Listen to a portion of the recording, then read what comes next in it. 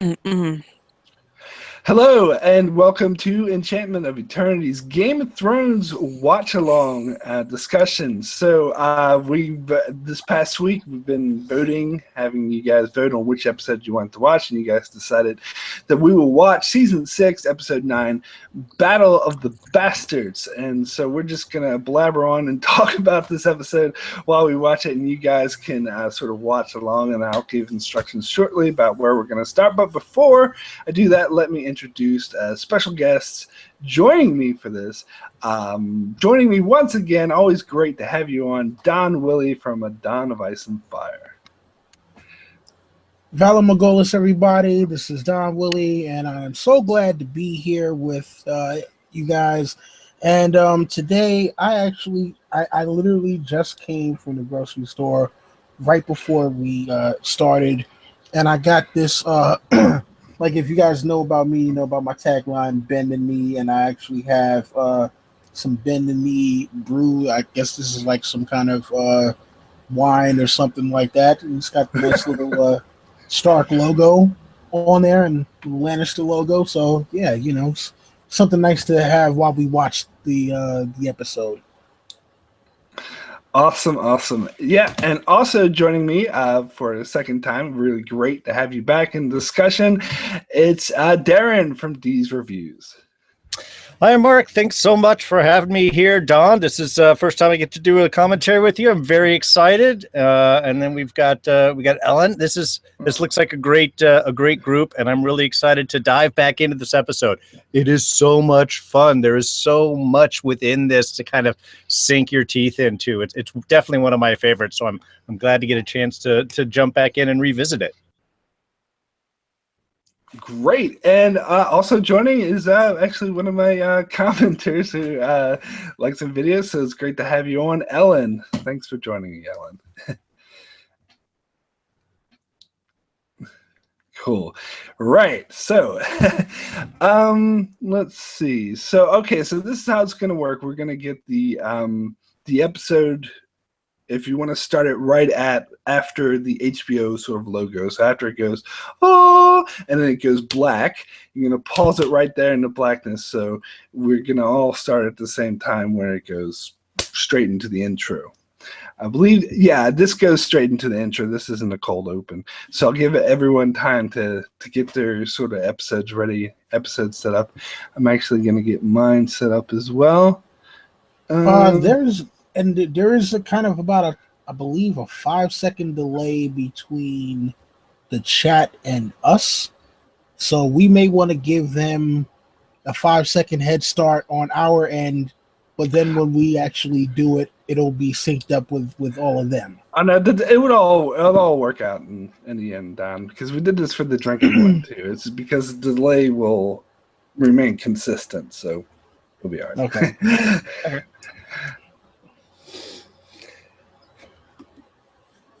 Oh, I should probably be sure I'm looking at the right computer here too. Yeah. Should probably open this up right about now. This actually has a cork. Ooh, fancy. Whoa.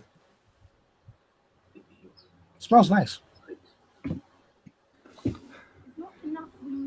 Oh, it's not. Can you hear that? Yeah, I can. I think it's coming out my actual speakers instead of my headphones for some reason. Some odd reason. I mean, well, the people will still want to hear it anyway. Yeah, I think it'll be okay.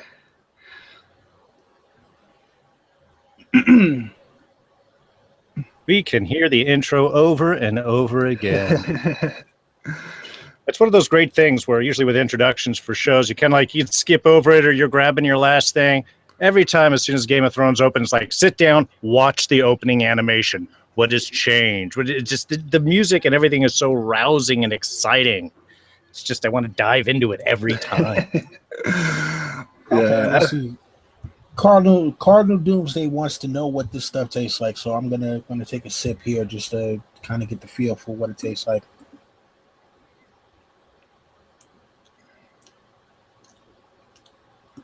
It's like a sparkling wine. You know, little. It seemed to have fruity. a little pop when you opened it. Yeah, yeah. So you know, I'm letting it breathe a little bit before I actually pour it on some ice because Get my water. man, it's a little strong for that first sip there. Phew. Alrighty, so is everyone ready? Did everyone have their video set up in the right place? All set to go. Alrighty, okay, so let's do it on the count of 3, I guess. 1, 2, 3, go. Cool. I'm a bit worried that like mine might be going a bit faster than everyone else, but we'll see. You'll be able to hear it, so be able to tell. But yeah, I totally agree with what you were saying about this intro, Darren. Is that it is cool seeing the different things. This is a river run. Oh, it's not in this episode, but I suppose it's just doing it because it was in the previous episode. And the last of the flayed man. Oh wow! So someone in the chat just asked if does anyone here like Game of Thrones? I've heard it's a pretty good TV show. No. What's that? I've never heard of that. It's okay, but it's all about like there's sex. There's just all too much nudity, and it's about sex and violence. Dying. Oh, way too much violence in the world. That's all it's about. Bravos. Oh yeah, she's still. Well, she kind of left Bravos at this point, but I suppose they kept it in this intro just to keep it full. How are they going to do the intro next year? Because there's going to be no Essos. Because usually, like, they have time to spin over the Essos. You know what? You know what I would love to do? We should do one for like the worst episodes of Game of Thrones. That is more fun. That could be a lot of fun to dive in at the mistakes and errors. Well, I put it up to the viewers, and if they wanted that, they could have chose. But there is no really, really bad episode, in my opinion. I mean, there's some episodes really, the one right before this one with Arya versus the Terminator. We've had this discussion. I like that episode. I love that episode. I don't understand how, man. I don't really. Arya versus the damn Terminator. Arya being a badass, though, yeah, I can watch that all day. I think it was great the way she set the trap. But anyway, we should talk about this episode with the Marine stuff, because actually I was a bit surprised that at the moment that they actually had Marine, because a lot of people were thinking it was just going to be entirely the Battle of the Bastards, but it's interesting how they actually had two different storylines in this episode. Well, yeah, and I thought that was kind of a nice thing because we are used to the big giant battle all the time, but here we get to see some actual.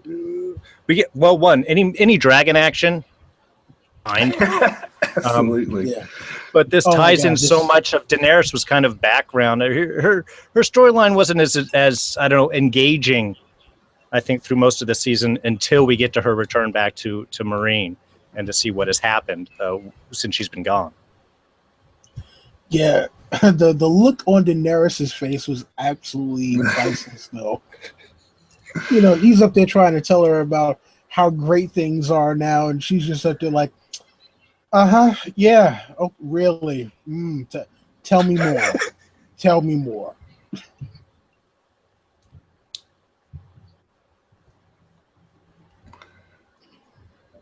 Yeah, in the chat they're saying we should do the crew reacts to an edit of Tyene Sands saying "bad pussy" for 10 hours. Oh my god! But you know another line that was in that episode that you love is "smells like pussy to me" when he sticks his fingers in another guy's ass. Really? See, that didn't bother me. Maybe it's because I know assholes like that who who do stupid shit like that. But I've actually found that dialogue realistic. I think it added to the texture. But anyway, not talking about that.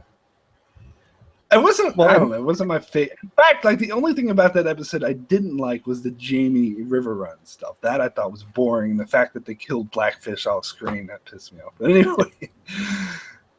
And this is a great scene. What we've got too is because we get to see Tyrion really getting back to being Tyrion, the negotiator. You know, really putting his wisdom and his statement of who your father was, be something different.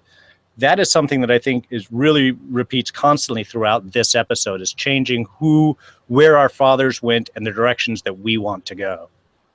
Absolutely. And this is something I've been waiting since season 2, because season 2 Tyrion was my favorite Tyrion, because he was just like, very skilled being, negotiating and stuff. And we see a little bit of that in season 6, but I think we're going to see a lot more next season. But this episode in particular is where we see him really sort of shine. And we just glossed over the scene where he talked Daenerys down from because she just wanted to burn everything and like kill everyone, but he was actually wise to say, no, let's come up with this cool plan. And you can see this plan we're about to see, it's like the two of them came up together, so we get the first inklings that they're actually like a really good team. Oh wow, somebody's like, are you implying Dan and Dave aren't perfect? Oh god. God.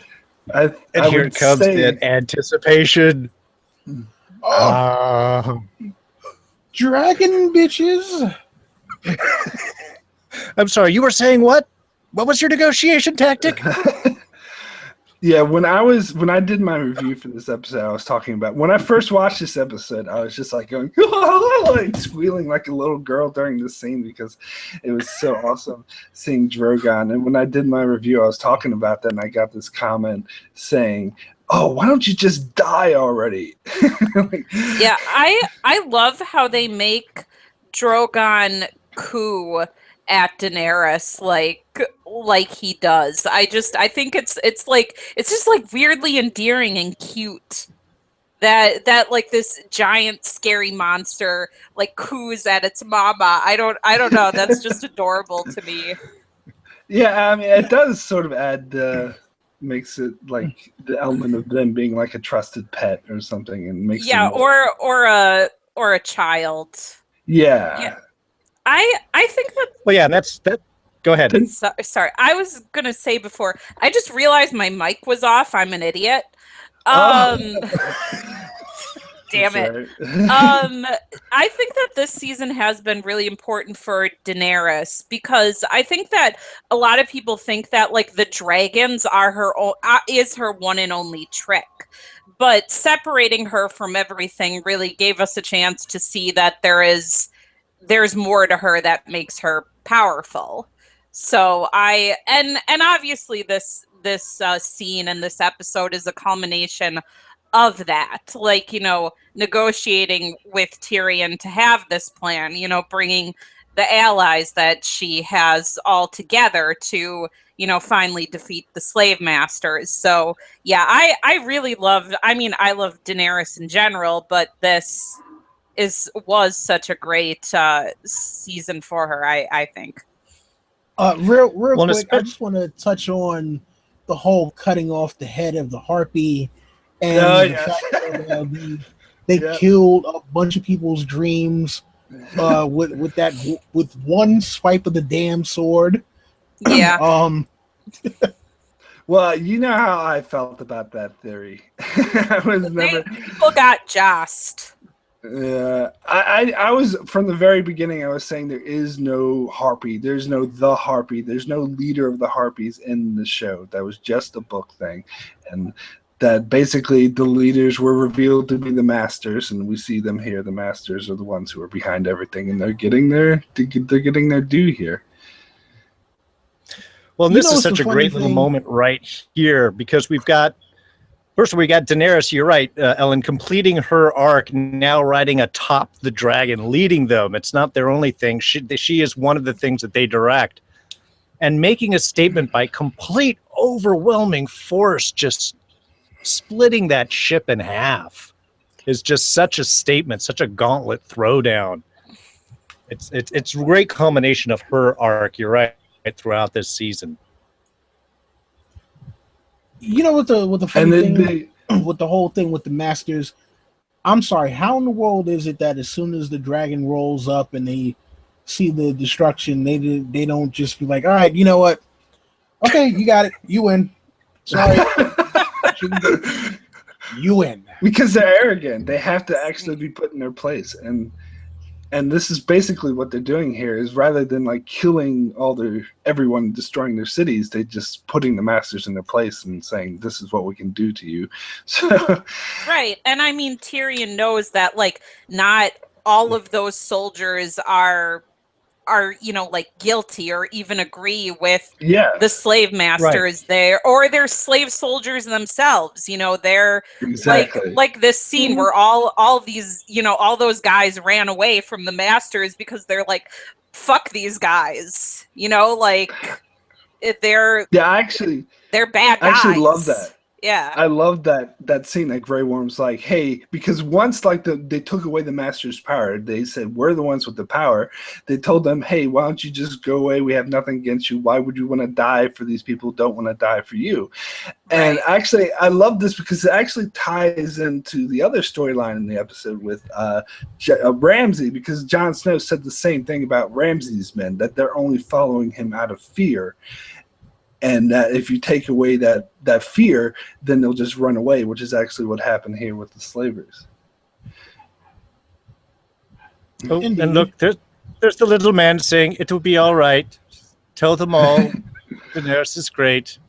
Yeah. Good boy.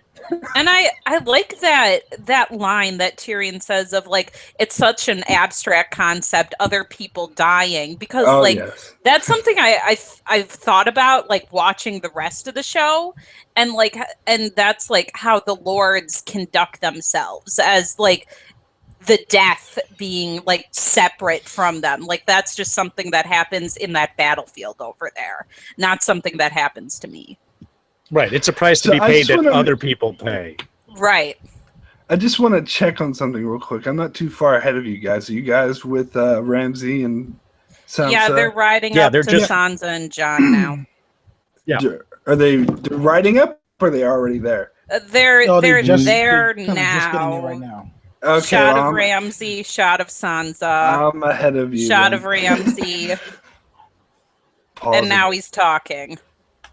Yeah, that dress, by the way, like I cosplayed as Daenerys because I went to ASIN, and I thought about doing Sansa, and like any recreation of that dress is like $1,500. So I was like, maybe not. I mean, the embroidery on the show is so amazing to me that like any like really good recreation is a lot of money because they include all that fabulous embroidery. They don't skimp on anything design wise in this show. I mean, and I think that's one of the things that's why we love it so much, is because it really does. It pulls you into the world, because they sculpt everything from the smallest bit of detail of color on someone's cloak, to the battered, tattered banners that are flying behind them. It's astounding. Yeah. And and here's the first offer. Mm-hmm.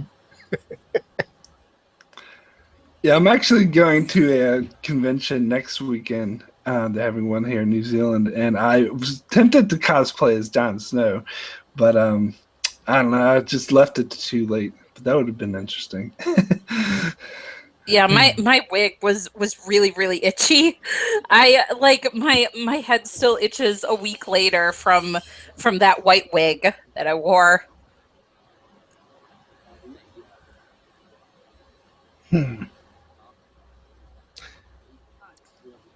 I love this. It's that first offering of like, let us just fight between us, and he's like, no, you're too good. And then, of course, when we get to the end, it totally turns back around. Yeah. Well, the thing is this is Jon Snow trying to like goad Ramsay, and Ramsay it doesn't actually work, because Ramsay actually knows what Jon Snow's up to and doesn't fall into his trap. Like, he's not as easily goadable.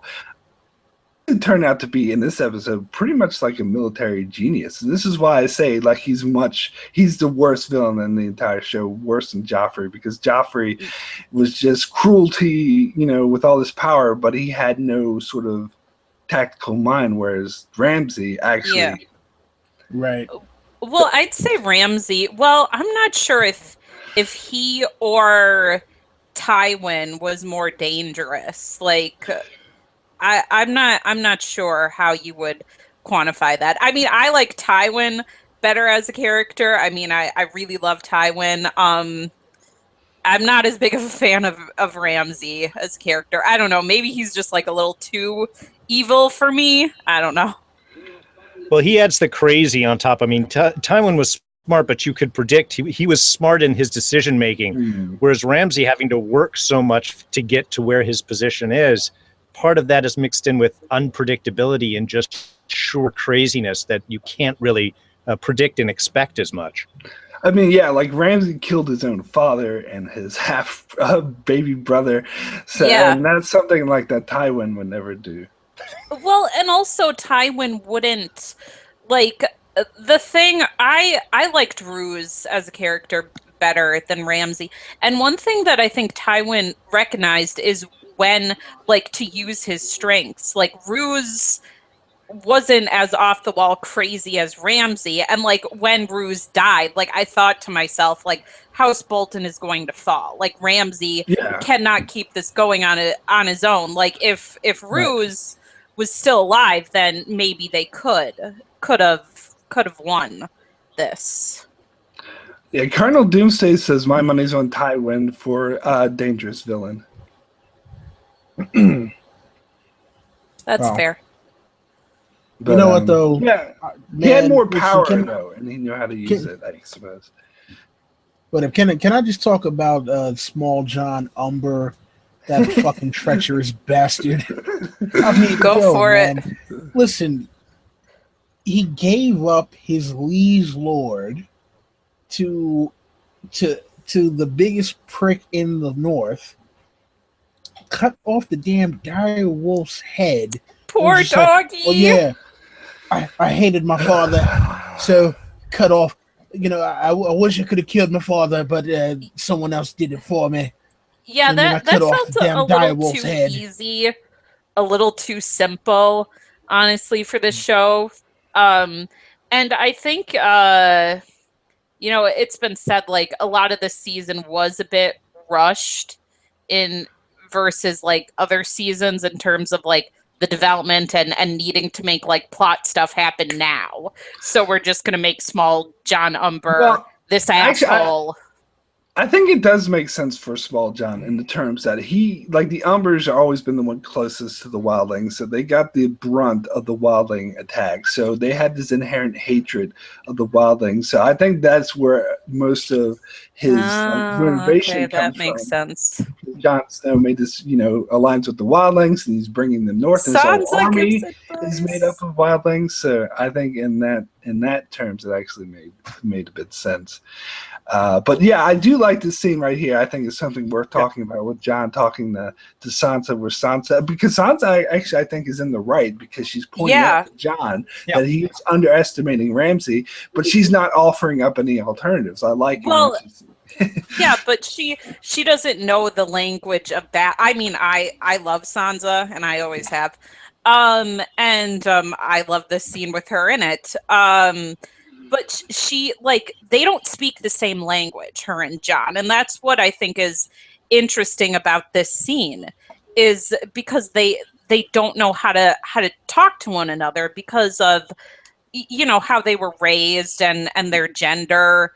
Like, it's not connecting to make, like, a good plan. I mean, but listen, let's not forget the fact that she left out some very important information. Littlefinger has an army. He's willing to use it on behalf of the Starks. Yeah. And she's just totally like, well, I can do it without Littlefinger, until, no, I can't do it without Littlefinger. but let me not tell the person who really needs to know this, who everybody's following right now. So that's a very good point. Right there, he's asking, what should I do differently? Yeah, exactly. Hey, you know what? Hold off for a few hours. I got some cavalry coming. Yeah. Right. Well, and again, this is I agree with you. Yeah. Oh my God. I agree with Don. I mean, I still love her, but that doesn't mean I disagree with you. Well, to me, this is another one of those scenes where we got. Damn. Oh my God. I'm sorry. This is frustrating, man. Like, no, go ahead, Don. Yeah, go for it. I was gonna offer some defense, but you keep going. No, it's just one of those things where it's like, okay, look, I understand that she's been screwed over. I get it, but if you really want to win and you know that this is the way to win, to have the least amount of casualties and have the sweeping victory that you need, especially if you're talking about, okay, look, they're going to kill Rickon. We can't do anything about the fact that Ramsay is going to kill Rickon, but we can still save Winterfell. We can still get this all back. There's a Vale army waiting on the other side of Mokalin. We'll send a Raven right now, and by the next morning, they'll be here to help us out. Well, I'm gonna defend Sansa because I think she was smart enough to recognize that they couldn't get Rickon back, and she tried to tell Jon this. And in her defense of why she didn't tell Jon about the Vale army is maybe because she thought that he wouldn't handle it properly, or maybe she didn't fully trust Peter to actually do anything, because her and Littlefinger have such a tenuous relationship where they don't trust one another. So maybe she wasn't entirely sure, and I don't think she really trusts her feelings about Littlefinger either. To add that level to it too. She knows that Littlefinger is not trustworthy. She said, if I may though, trust Littlefinger. Yeah, but to me, this particular this motion is here for Sansa really to step up into that role. Like we had Daenerys really stepping up. I mean, she has been, but we had her throwing her gauntlet down and making that statement with the slavers. Here, this is Sansa doing her own thing. I think Ellen's right in the sense that I think she tried to communicate things with Jon and try and get some discussion about alternate tactics, but saw that wasn't going anywhere. So for her, when she mentions that Ramsay is the one that lays traps, maybe her mind is like, well, since I know Ramsay, I know how to lay a trap for him. And that's when we'll use Littlefinger, who, of course, Jon wouldn't be trusting anyway. I mean, I don't think there would be any real connection there between Jon and Littlefinger, so that he was going to trust him to come in and actually fulfill his obligation. And Sansa knows that Littlefinger will listen to her. And let's not lose sight of the fact that if it wasn't for Sansa, Jon would have lost the Battle of Bastards. Yeah. She basically saved the day. I know some people like... Oh, you talk. Hold on. I gotta stop you guys. You guys, because think about it. Remember, she rolled up with Littlefinger. Rolled up. She rolled up to the battle with Littlefinger. No, so, I just love hearing words. I mean, listen, for all of her, not trusting Littlefinger, she showed up to the damn battlefield with him. I mean, make sure that he shows up. Yeah, exactly. But she could have still done that and told Jon. Yeah, that's true. She did, and she did apologize later to Jon for not telling him. I mean, think about all the people that died. But think about those piles of bodies because she didn't. There tell was Jon. a literal pile. I think those people would have died anyway, though. And if you think about it, like, the Really? Vale Army came in at the exact right place, because if Ramsay knew the Vale Army was coming, then he would have changed his plans accordingly. But the fact he enacted his plan, where the one flaw of that plan, if is an external force comes and it will totally fuck up his plan. So they actually came at the exact right time in order to win the battle. I didn't even think about that, but yeah, that is true. But the thing about it is, she didn't have to. I mean, look, they didn't have to say, "Hey, Ramsay, yeah, we have the Vale Army coming. We're going to win this." Like, no, if you want it to be a surprise to Ramsay, you still let it be a surprise to Ramsay. You don't let it be a surprise to Jon. I totally agree with you, Don. I think that she should have told Jon, but I think it was she interesting should have. storytelling, because it shows that there's still some distrust between these siblings, because they were never really actually that close to begin with. No. Indeed. And it's funny because, like at the end of episode 10, there's the look between Sansa and Littlefinger as, everybody's all king of the north for Jon. The way I read that was, her looking like, oh my God, yeah, you're right. Jon's getting all the credit for this when I'm the one who won the fucking battle for him. Or at least at least should get half the credit. At least half the credit. That's not how I read that. Yeah. I read that same bit. Sorry, just to interrupt. This moment right here is like totally heartbreaking. Yes, yes, it is. Definitely. That discovery and everything that means. Hitting him. Oh, and look at that face. All of that emotion playing out right there. That's the beauty of this show. Also, look at the beauty of the scenery. That's gorgeous. Oh yeah, because it almost looks like it's burning there too. With the yellow in the middle, it almost looked like it was burning there. Yeah. Oh man. Then we get Tyrion versus a beaten down.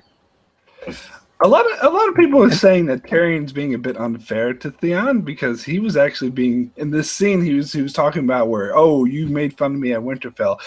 Tyrion was actually being more of a dick to Theon in that season 1. I think Tyrion is not just being a dick here. He's also kind of sizing Theon up, because I mean he heard about what Theon did and like how he invaded Winterfell and all that. So Tyrion doesn't have a very high opinion of him.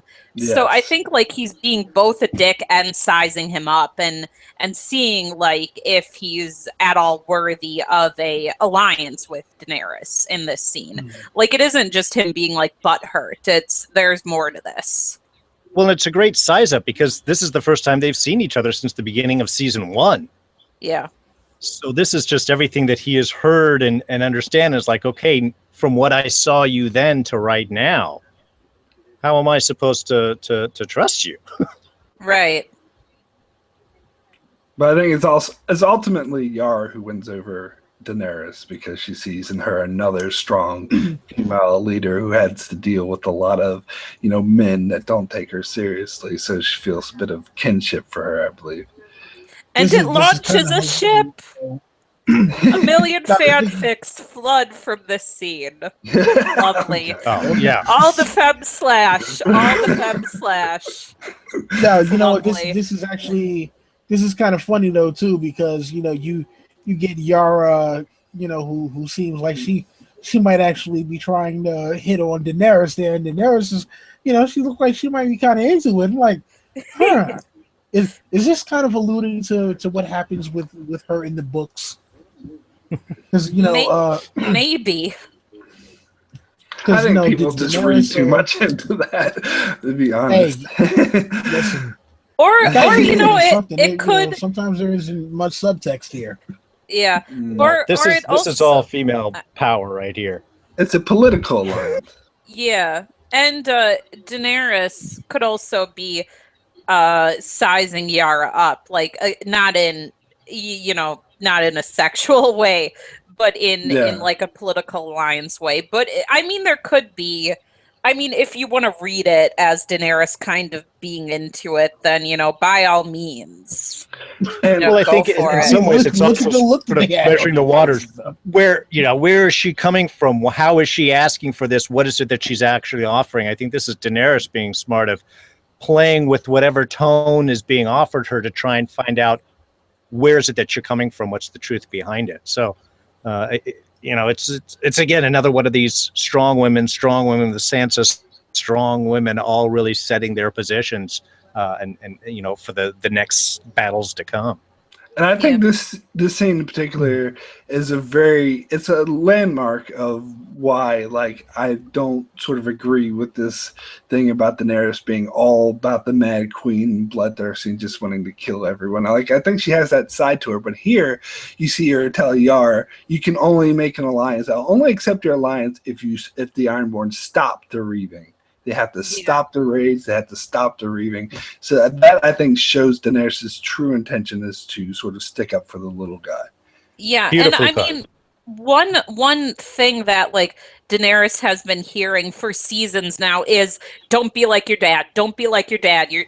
Don't be like your dad. So it's like she might need like a reminder of that message, but I think that has penetrated her and hit home with her to not be like her father, because he was a shitty king.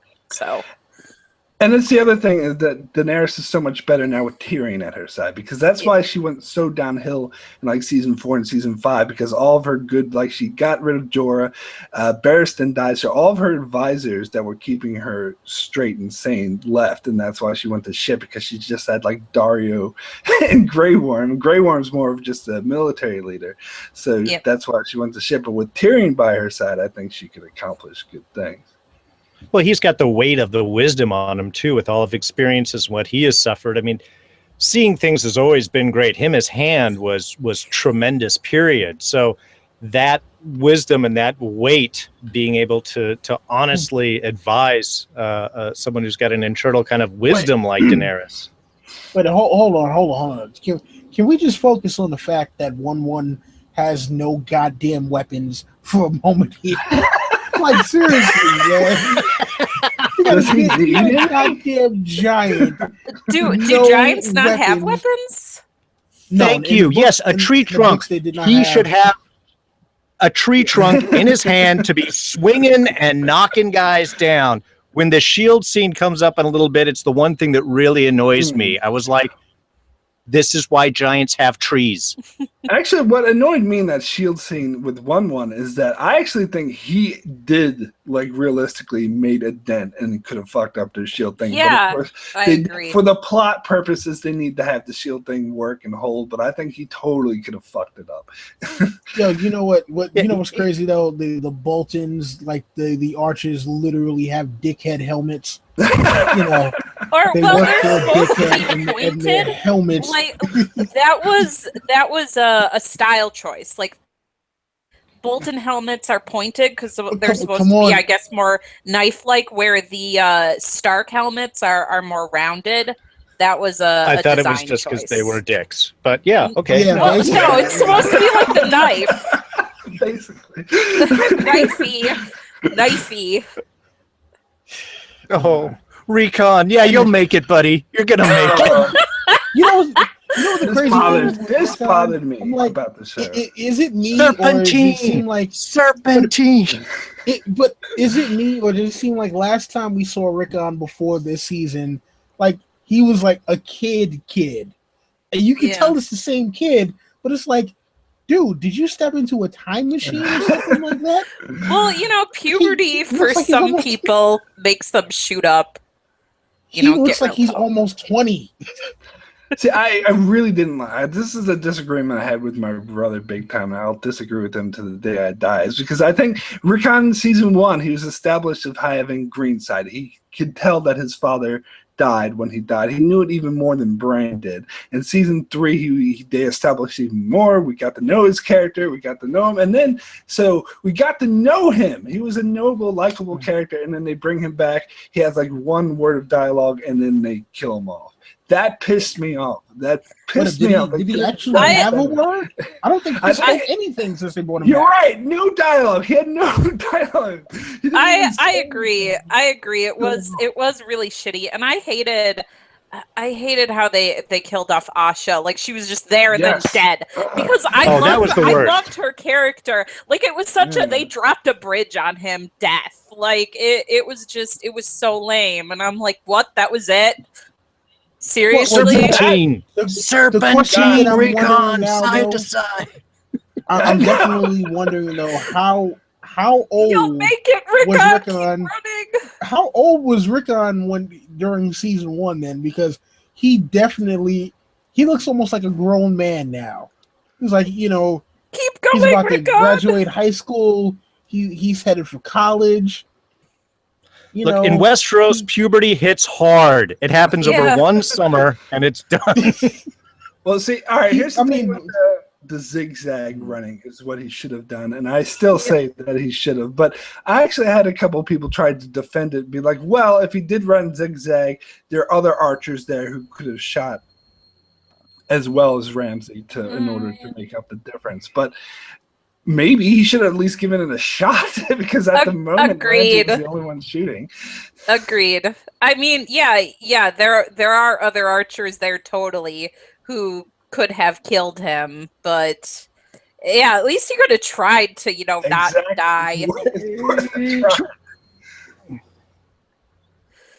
make it. He does get a few seconds.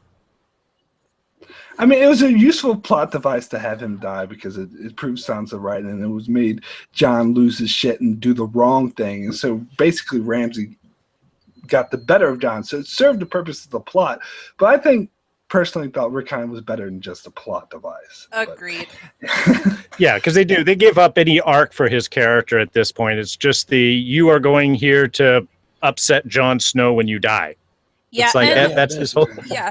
And somebody, when I was at ASIN last weekend, talked to me a bit about Loras, how, Loras had really no, story as a character after Renly died. Like, he was just there, and he was Marjorie's brother, and the focus was all on Marjorie and Olenna, but Loras really didn't have anything else to do as a character besides basically be a plot device, so... I mean, Loras didn't really have a story before Renly died, though, did he? Yeah, yeah, he did. True. He encouraged Renly to make a bid for the throne, and poor dead Rickon.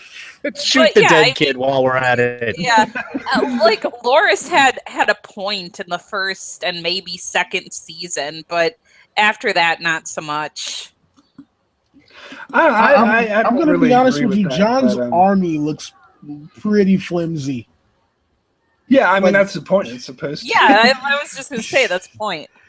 I mean, I get it, it's but the ragtag group we're always behind. Exactly. Like he had the Maidens and the Hornwoods. Look at all of what he's riding towards. Mostly and then when you look at the ones who are behind him, it's like, yeah, okay. Well, I mean, they're supposed to be like a ragtag band, against a much greater force. So they're supposed to look flimsy. I actually like how they didn't overdo the build up to it. Like, this is an impossible battle. Like the Two Towers, which is actually my least favorite Lord of the Rings movie because I think they overdid the build up. It's an impossible battle. It's an impossible battle. Okay, we get it. We don't need to spend so much time saying it's an impossible battle. And I love that they didn't do that too much here. They didn't overdo it. Like, they did it just enough to prove the point. This is one of the most epic shots ever. And it's all in camera. Absolutely. It's all in camera. It's all in camera. Like, I feel the need to repeat that. I'm pretty sure it was Gore Verbinski, who directed the Pirates of the Caribbean movies, who said CGI is not a verb.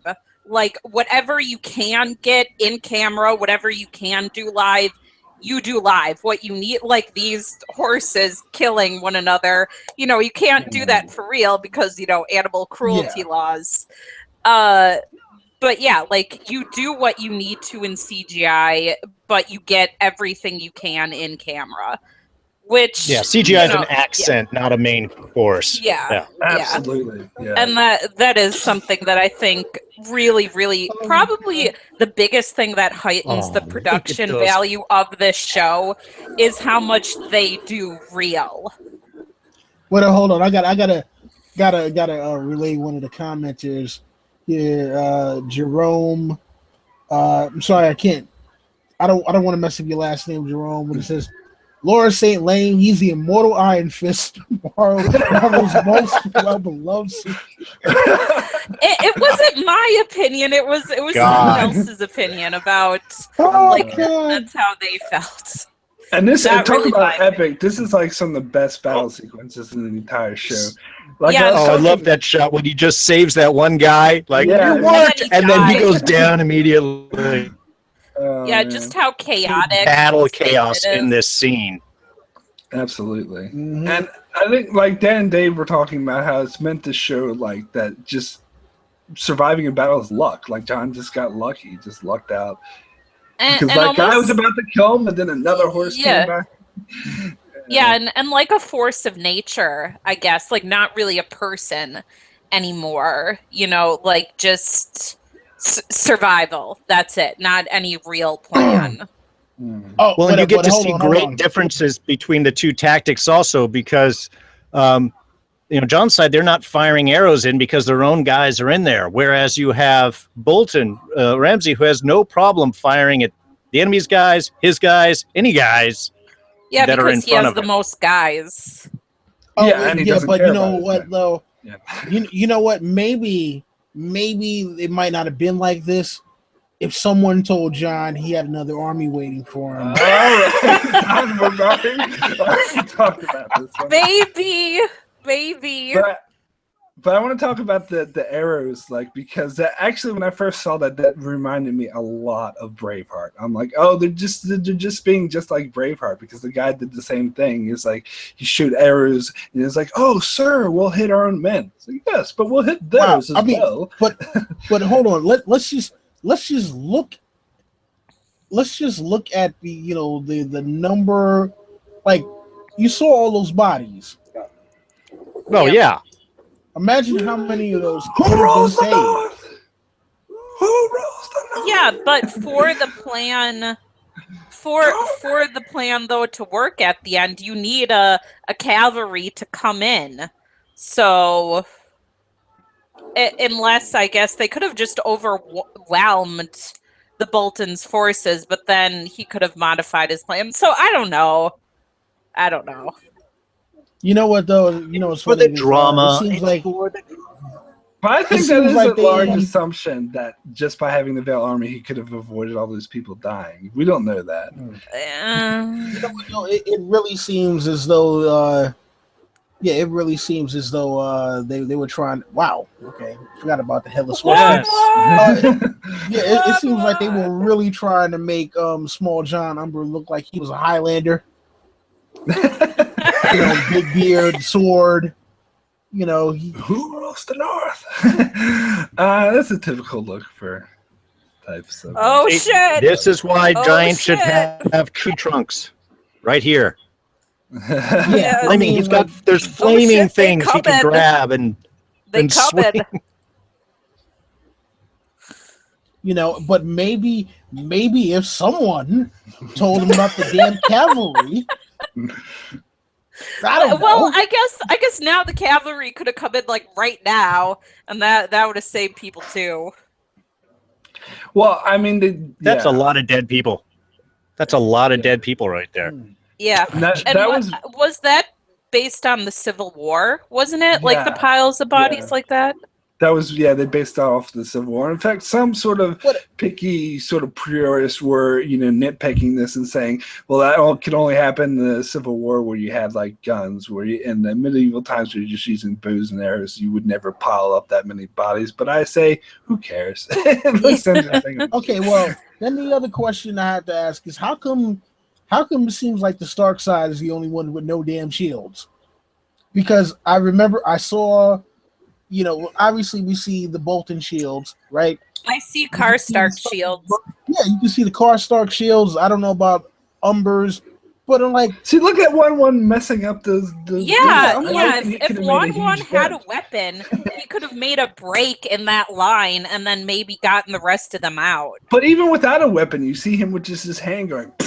Right. Like, he actually did make a dent. It's just for plot purposes. They couldn't let him do it. No. It's a great visual example of the Roman shield stack defense right there, though, of how with spears and with the shields overlapped, you really can't get through to it. No. Unless you have a giant. And that was one of my history teachers said that was probably the most brilliant Roman war tactic was the shields like that. Yeah.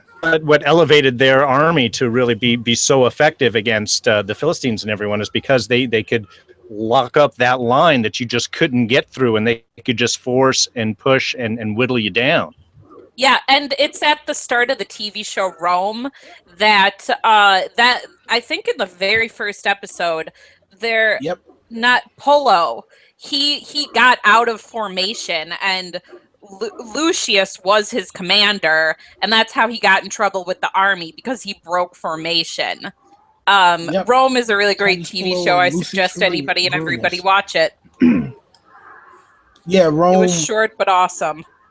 Yeah, well, I mean, without Rome, we don't get Game of Thrones. In fact, no. They were saying, like, if it wasn't for the fact that they saw how successful Rome was, it's just that at the time it cost too much to do the costuming and all the CGI. Yeah. Sadly. Well, it's like the budget of Game of Thrones in season 1 wasn't that huge because, of course, they weren't unsure about it. But the more popularity the show gained, the bigger the budget they came. They just throw money at it. Yeah, so that's by the time we get to an episode like this is very cinematic. Like, I remember when I first watched this episode, the very next day I went to the movie theater and saw Warcraft, and my God, did that movie suck. I actually fell asleep. And just the comparison, how an episode of TV can be so much infinitely better than the big blockbusters they're putting out in the movie theaters. It just shows, like, times are changing.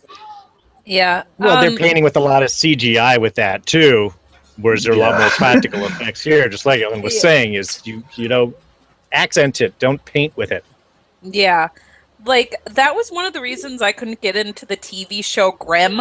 Like, they didn't use any, like, practical effects, like, for the monster effects. Like, it was all CGI, and I'm like, that's ugly. I don't like how that looks. Yeah. So you guys up to the point where Jon is like getting buried? Yeah. Getting buried. Yeah. Yeah. This was a very good sequence. I call it like the mosh pit of death. I mean, isn't me do the Starks? The Starks have like the saddest music though. Yeah. Like it always sounds like a Stark is about to die whenever this plays. So many Starks. Well, it's fitting. It's fitting. I'm so excited for next season when they all get back together.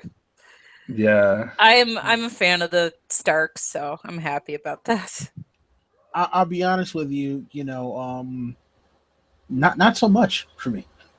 Oh. Really? Oh, really? I remember we had a discussion a couple years ago, Don. You're like, "There's never going to be a Stark reunion," is what you said. So is that why?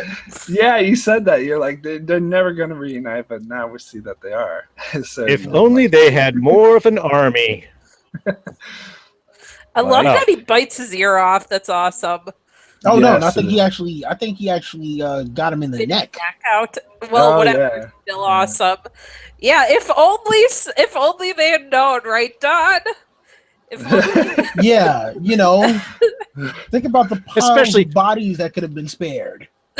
And it's like armored cavalry too. It's not just regular cavalry. Yeah, and they got fully shields. Armored. They got the shields too.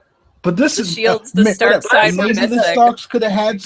Maybe the Starks could have had shields. They would have known about the goddamn Vale army.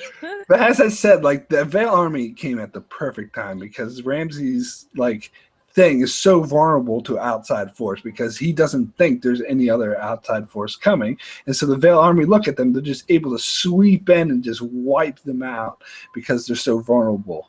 And that's why we had Sansa's I told you so look right there. I mean, yeah, but you know what? She can't really come with the I told you so. No, you didn't tell me.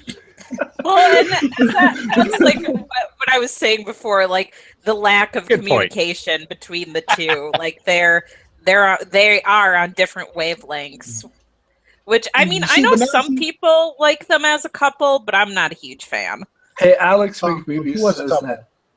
I just want to say in the chat, Alex McMovie says that Mark, Don, Amy, and Dee are members of the rock band The Mosh Pit of Death.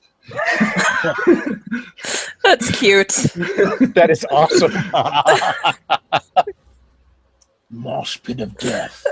No, we need some time really to go chase down Ramsay Bolton. Oh wait, here's a Sorry, question. Carolyn, I don't like Sansa. Sorry, Carolyn. Here's a really interesting question Jerome asks in the chat is how similar do you think this part will be in the books?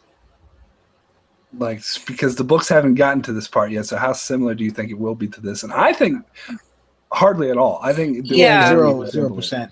Yeah, I mean, I don't know about 0%. I'd say maybe like 10%. Sansa, I don't. Would she even be there? And I mean, I know there's a lot of criticism on the show about placing her back in Winterfell too early for various reasons, but it's like without putting her in Winterfell when they did, like, versus the books, like it can't happen the same way. So very different. I don't know. I think she could be there because they're just going to take a way longer time to get to this point. So by the time they get to this battle, she might actually be back. But she would have gotten there a totally different way. Right. Come on, Wan, you can do it. Oh, he's doing the die. It's so sad. Oh, poor baby Wan. They can't hide behind Winterfell. Yeah, that was such an awesome line where Ramsay was, to his general was just like, "Oh, we'll just hide behind the walls," and then one starts banging on the gates. And just oh, poor Wan. And then he died. They're talking about Lady Stoneheart in the chat, and it surprises that it's just shocking to me that there's still people out there who think Lady Stoneheart will show up in the show. I'm like, no. I mean, I think gone. That boat has sailed like years ago. I think any plot stuff she's needed for, like Sansa and Arya can pretty much do. I think Arya's gonna fill a big hole with that. And I love this last moment of just recognition between Jon and the Giant and just that it's almost like it's done. And then all right, did you want to do that one-on-one fight again? Ramsay, you fucking bastard. This is interesting because Ramsay pretty much know he lost. He's just trying to like goad Jon, get his goat or whatever. Yeah, I mean, look, he knows it's over, but he's just like, you know what? Fuck it. I can't stop. Mormont shield. Exactly. Yeah, Mormont shield. But the Mormonts had shields. That was the one. Where were they in the battle? Yeah, that was the one shield. That was the one they had. 62 men. All 62 men. They share it.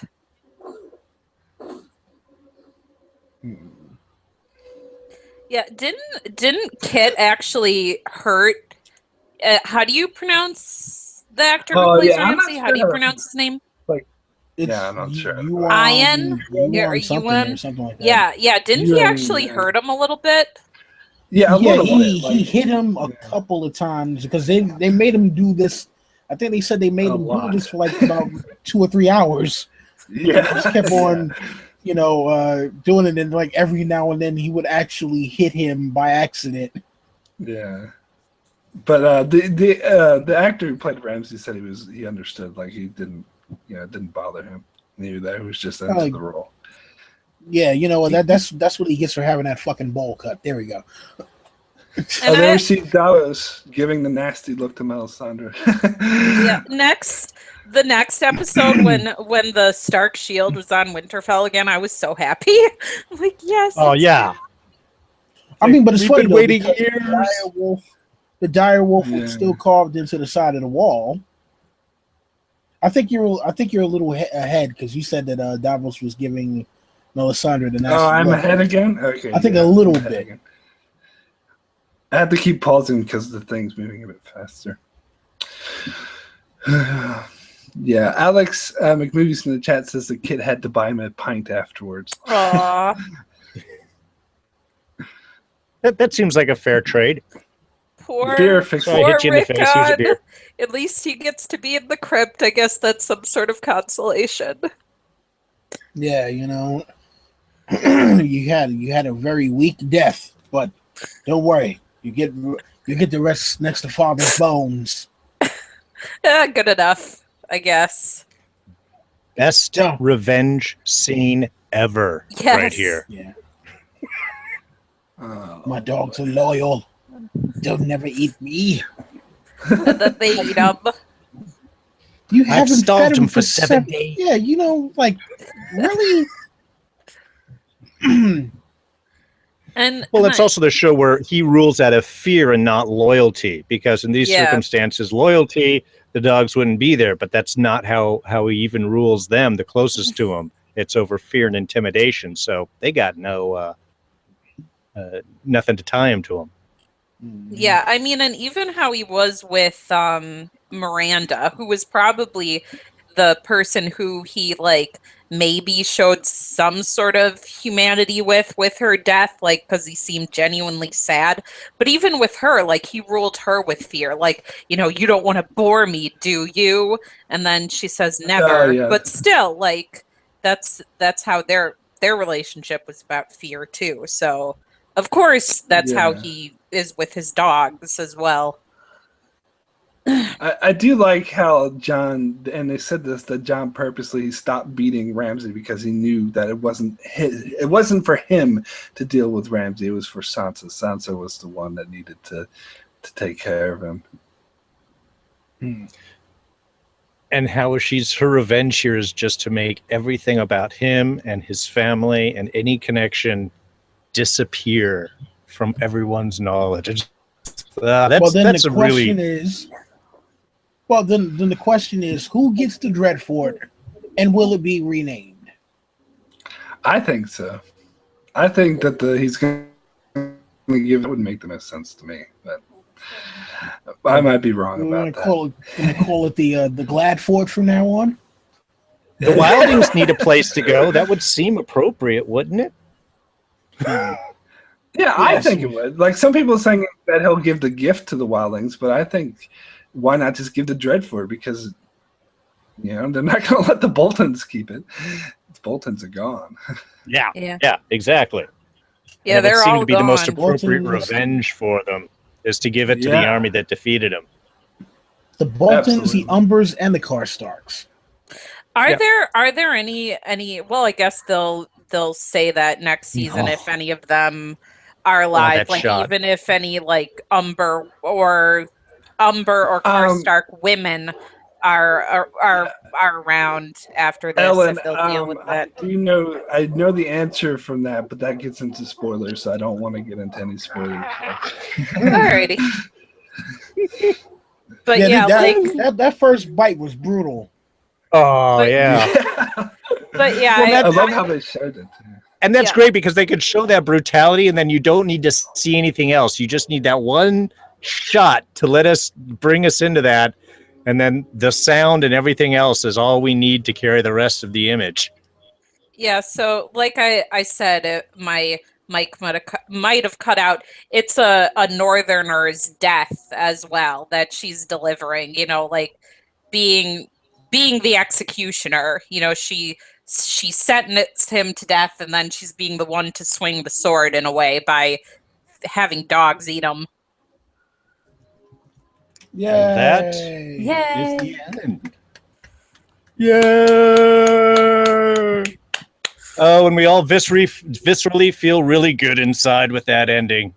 Recon's gone. He gets his face, or Ramsay's gone. He gets his face eaten off, and we get Daenerys getting ready to do her thing. And then she just smirks and goes away.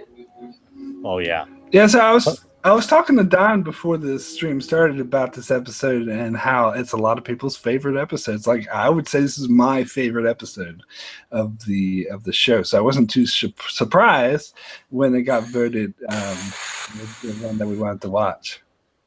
I don't know. Not just the Jon stuff, is also the Daenerys stuff, which to me, that's like having them both in the same episode is just like pure like goodness. Well, I think those what do you guys think about the two of them, Jon and Dany, being a couple? A lot of people like that idea. Yeah, I think it's the one that they sort of are hinting towards. I mean, it does have a little bit of the incestuousness that I guess is very Targaryen, but we do have two of the really strong families. You've got Daenerys with her whole army and the whole Targaryen bloodline here. And then you have Jon, who's the real representative of the North. I think, the two of them coming together are very much, a kind of a sign of Westeros itself coming together. Yeah. Yeah, that's a good point. Absolutely. Okay, and so they're two of now our favorite people. The big question I have to ask you guys is: are you up for watching another episode? Yes. Yeah. Sure. Although, can we maybe take like a 5-minute break so I can go to the bathroom? Yeah. Yes. That seems fair. Yeah, and plus I need some more ice for my drink. So I need to get another drink because my wine's all gone. Mine is not gone, but yeah, I do need some ice for it though. Was that 4-2 we were looking at, Mark? Yes. So the next episode we'll watch is season 4, episode 2, "The Lion and the Rose." Oh, yay! Yay! Get yours. Watching. Get it ready. Get ready. Season 4, episode 2. How much time are we giving everybody to leave? Just whenever we're ready. Come back. We won't say. Okay. You can go whenever we're back and ready. We'll start. Okay. It'll give me time enough to actually find that episode. I'm actually gonna head off too, so you guys can entertain everyone.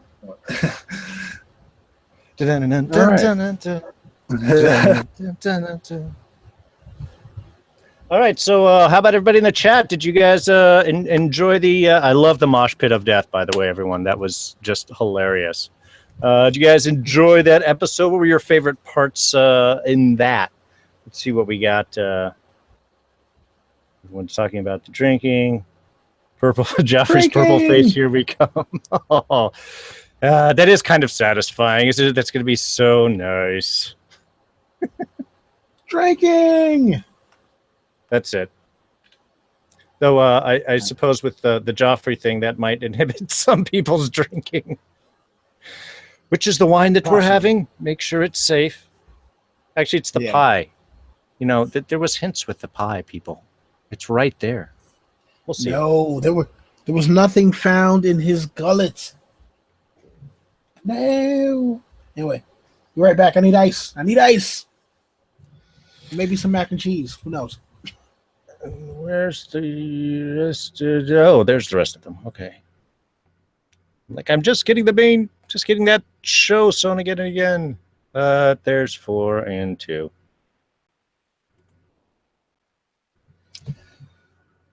All right. Dun, dun, dun, dun, dun, dun, dun, dun. I'm the only one here. Now you all have to deal with me. I'm all alone by myself, trying to figure out how to get this computer to work.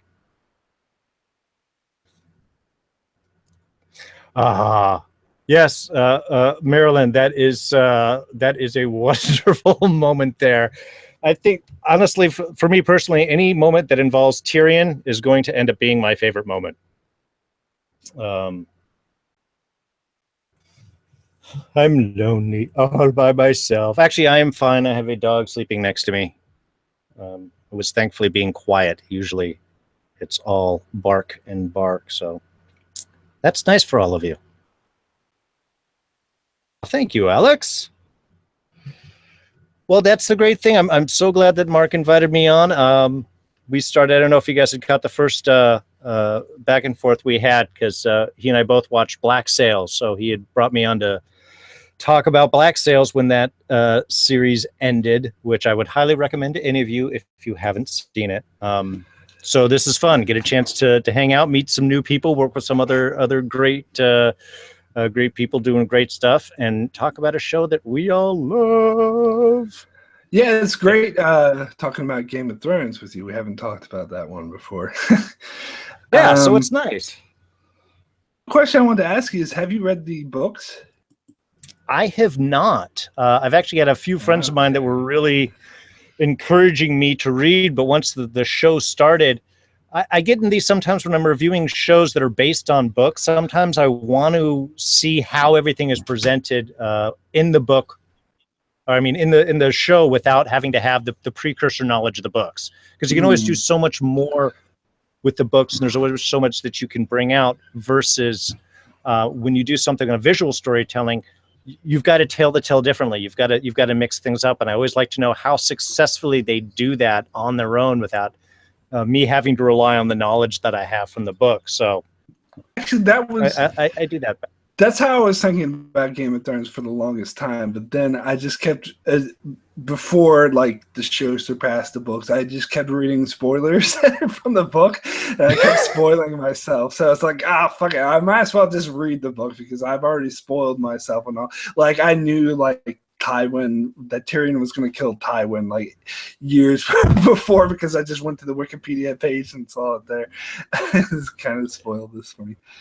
Oh yeah, I had to have several friends. I'm like, don't talk to me about this, because they're like, oh well, you know what's coming up. I'm like, do not tell me that. Yeah, I want to see it. An early episode of season 3, and my flatmate just casually turns to me and says, "Oh," during a Joffrey scene, "Oh, you know that Lady Olenna kills Joffrey." I'm like, "Why are you telling me this?" Oh, jeez, that's like the biggest no you could do right there. Absolutely. Yeah. All right. Since you are back, I'm going to step out and use the loo real quick before we start again. Be right back, everyone. Watch the books. Did I say watch the books? That's not what I said, is it? I'm marrying my eldest son to a wicked little bitch from Highgarden. Okay, so Janelle said, I watched the first 2 seasons and got sick of spoilers. I then went and read all the books. Yeah, same here. Although I read the books while I was watching season 4.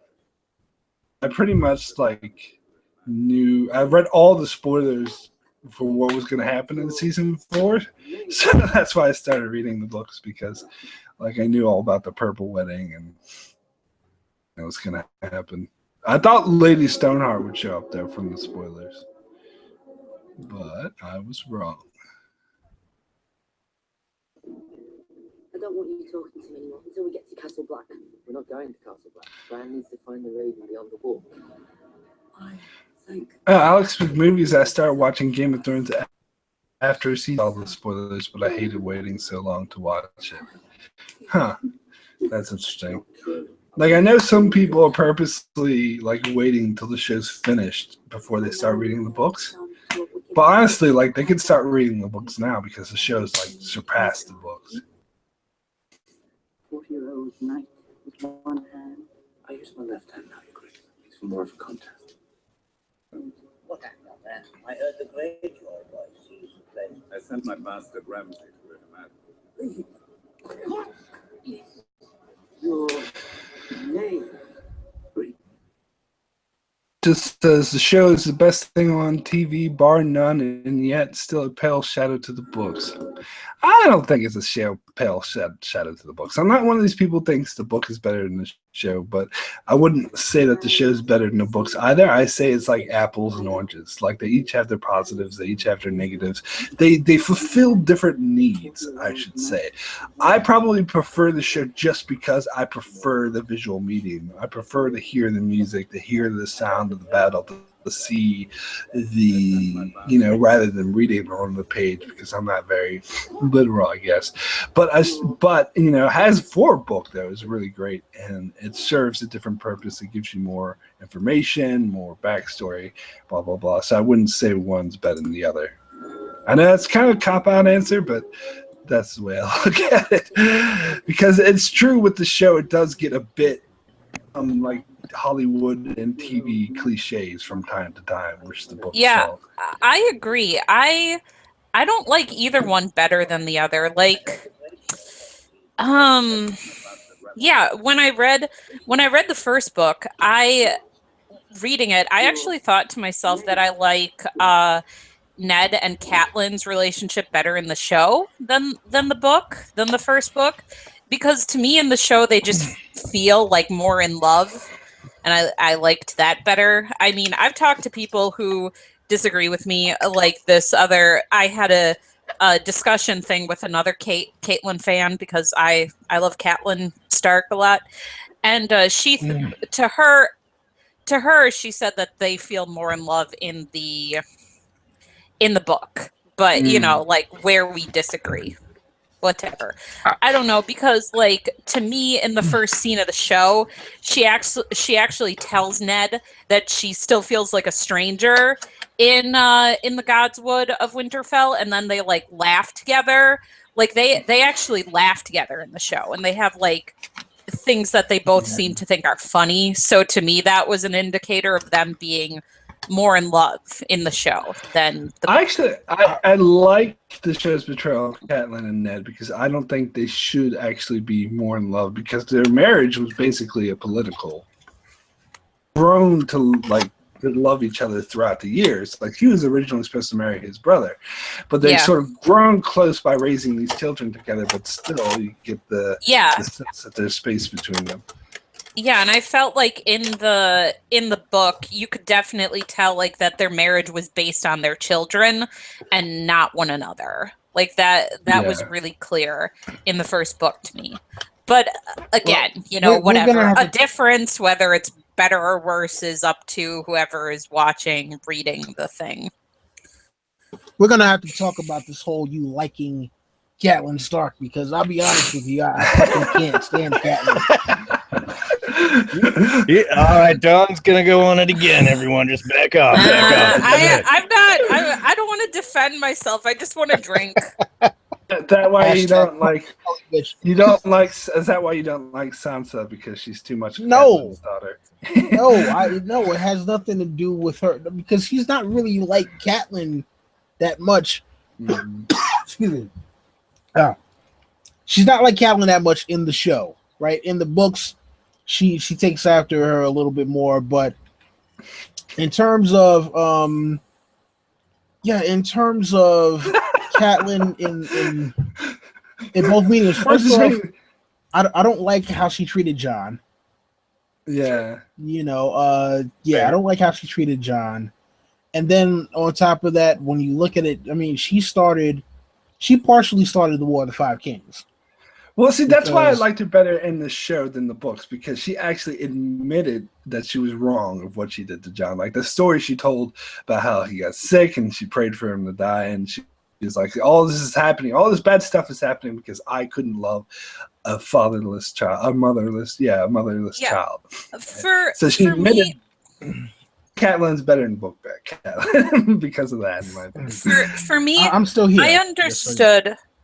I understood why she was the way she was towards Jon, not only because, and thinking about this more, and about like thinking about in how The Winds of Winter, the episode, ends, like a real fear of Catelyn to me that maybe doesn't come as across as good at in the show, but in the book seemed to make sense. Like she had some fear of Jon, because Jon was in a way more Ned Stark's son, we know he's his nephew, whatever, than like her kids were, because they all, they, except for Arya, looked more like her. And she was worried that Jon, because the Northerners have a real respect strength as much as bloodlines, that Jon might try to like undermine or usurp her children's position to be, the leaders of Winterfell. So and like her worst fear has kind of come true in the show. So I just think that that's interesting. You know what? That's I just want to explain why I was cracking up laughing earlier. It was the chat. The chat was cracking me up because when we were ranting about Catelyn, Marilyn says, that's right. I don't like Catelyn. And someone else timed in, yeah, I don't like her either. And then Marilyn Bentley said, die, bitch. Whatever. I love Catelyn. I'm not going to apologize for it. I think there was someone. Oh yeah, Iron Throne said Catelyn is the #1 character. I don't know if he's being sarcastic there, but I don't know. I didn't mind her. I thought the actress who played her was good, but I was more during the Red Wedding. I was more broken up with Rob's death than her death, though. Like I was more broken up about kill hers. her. I don't care. I don't care. Kill her. Don't kill Rob. That's what I was thinking. Yeah, my mom too was super bummed when she died. Like my mom was like, I thought they were gonna kill off Rob, but I didn't want Catelyn to die. I'm like, oh yeah, I know, Mom. I felt the same way.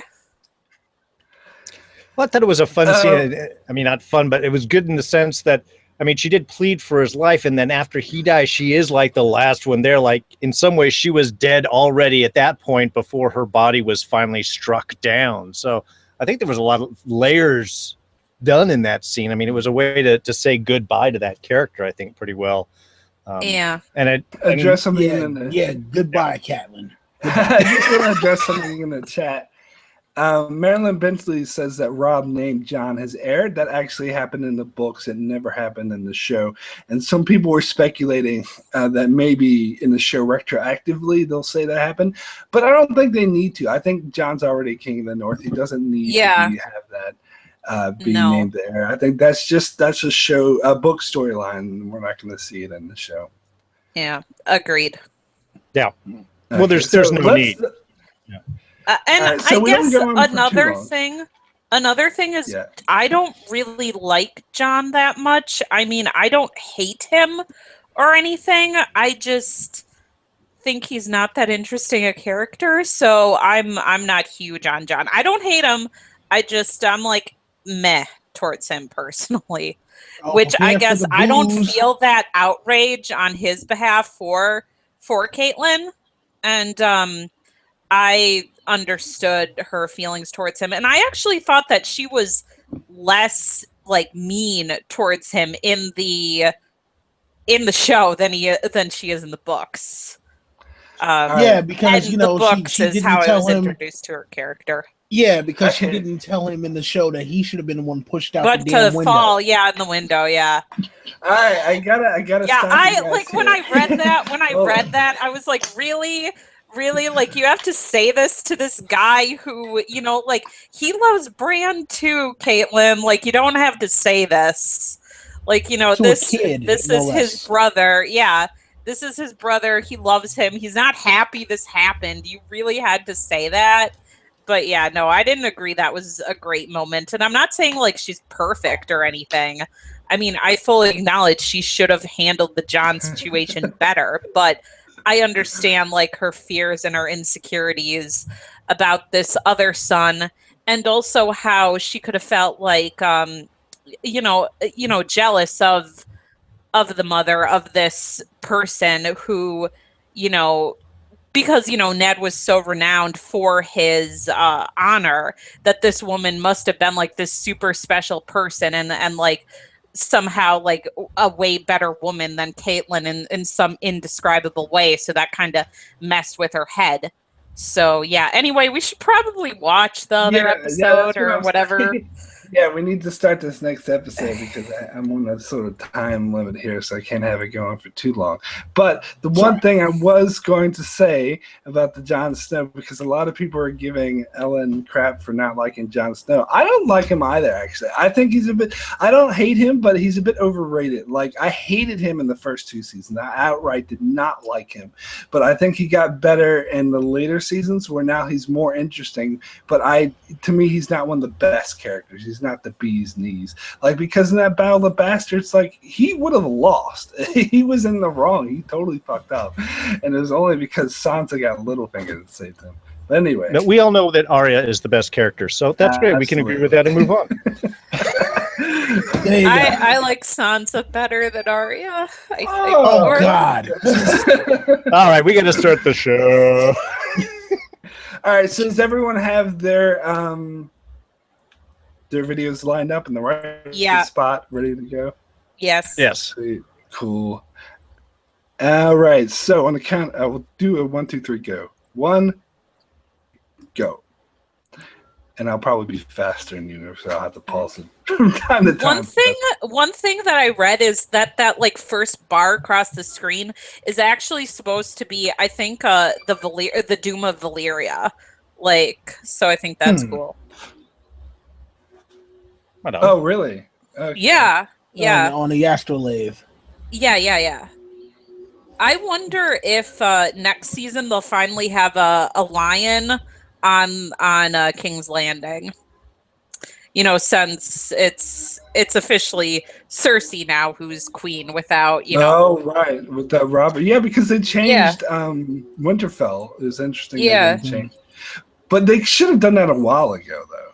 Well, I mean, because it was still the Baratheon name. He was technically a Baratheon, even though he wasn't. Yeah, it was still the Baratheon name. But now it's Cersei. And that's supposed to be Robert's rebellion there in that picture because it's like a stag thingy, like attacking dragons. Yeah. Okay. Ooh, extra stuff about the opener I can watch. And then Winterfell was on fire with like smoke coming out, and they had that for like 2 seasons, like ever since season 2. Mm-hmm. Yeah, and people were like, "Someone should put out that fire." That fire's been going for like 2 years. One thing that you'll notice for when it's Bolton, there's actually a broken Stark. The green Stark shield is broken on the ground, like below the tower that comes up, and that's something that I noticed like after a bunch of viewings. So yeah, if next time you watch that, look out for the broken Stark shield on the ground. All right, we just watched him die, but now he's resurrected back to life again. Yes, Ramsay, and there's Miranda. He's Ramsay Snow at this point, actually. Yes, she's still a bastard. And I think that this is so cool when this happens in TV shows, when like they have a one-shot character that they then decide to do more with and write a real part for.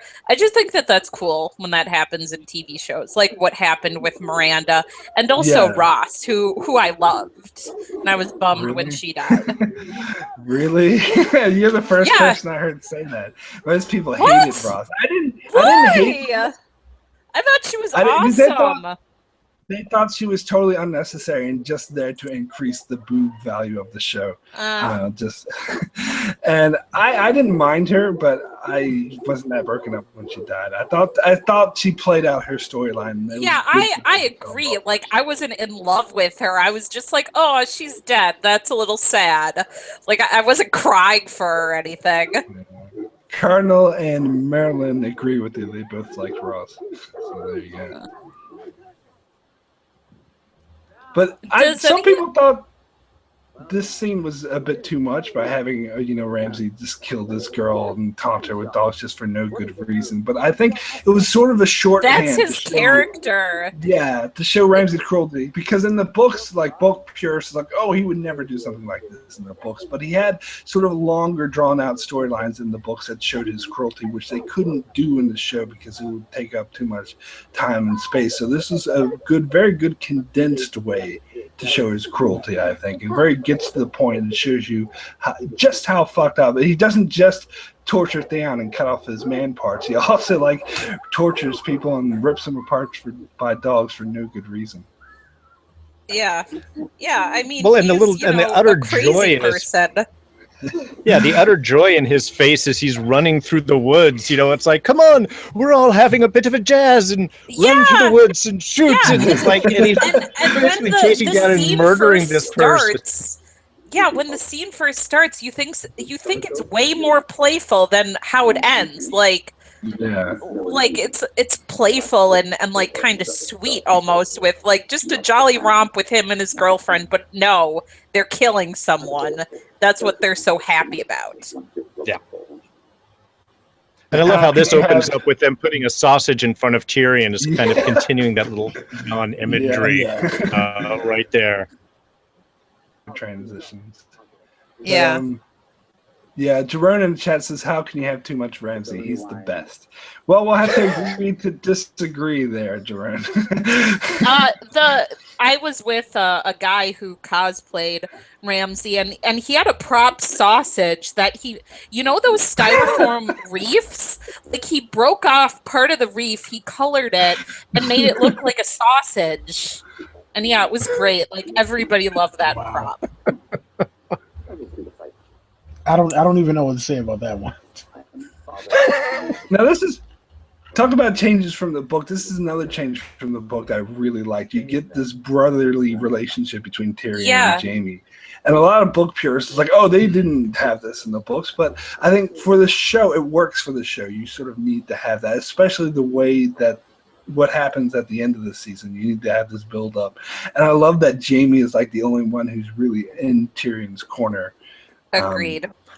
And I want to take the moment to just comment of how much the change that Jaime, because it does give him a redeeming quality, because when we meet Jaime for the first, 2-3 seasons, 2.5 seasons, we hate him. And then there's that moment after Brienne and he gets his hand cut off. My wife and I always say this back and forth with like, how dare you make me like Jaime Lannister? I mean, and then suddenly he becomes one of the best characters in the show. Yeah,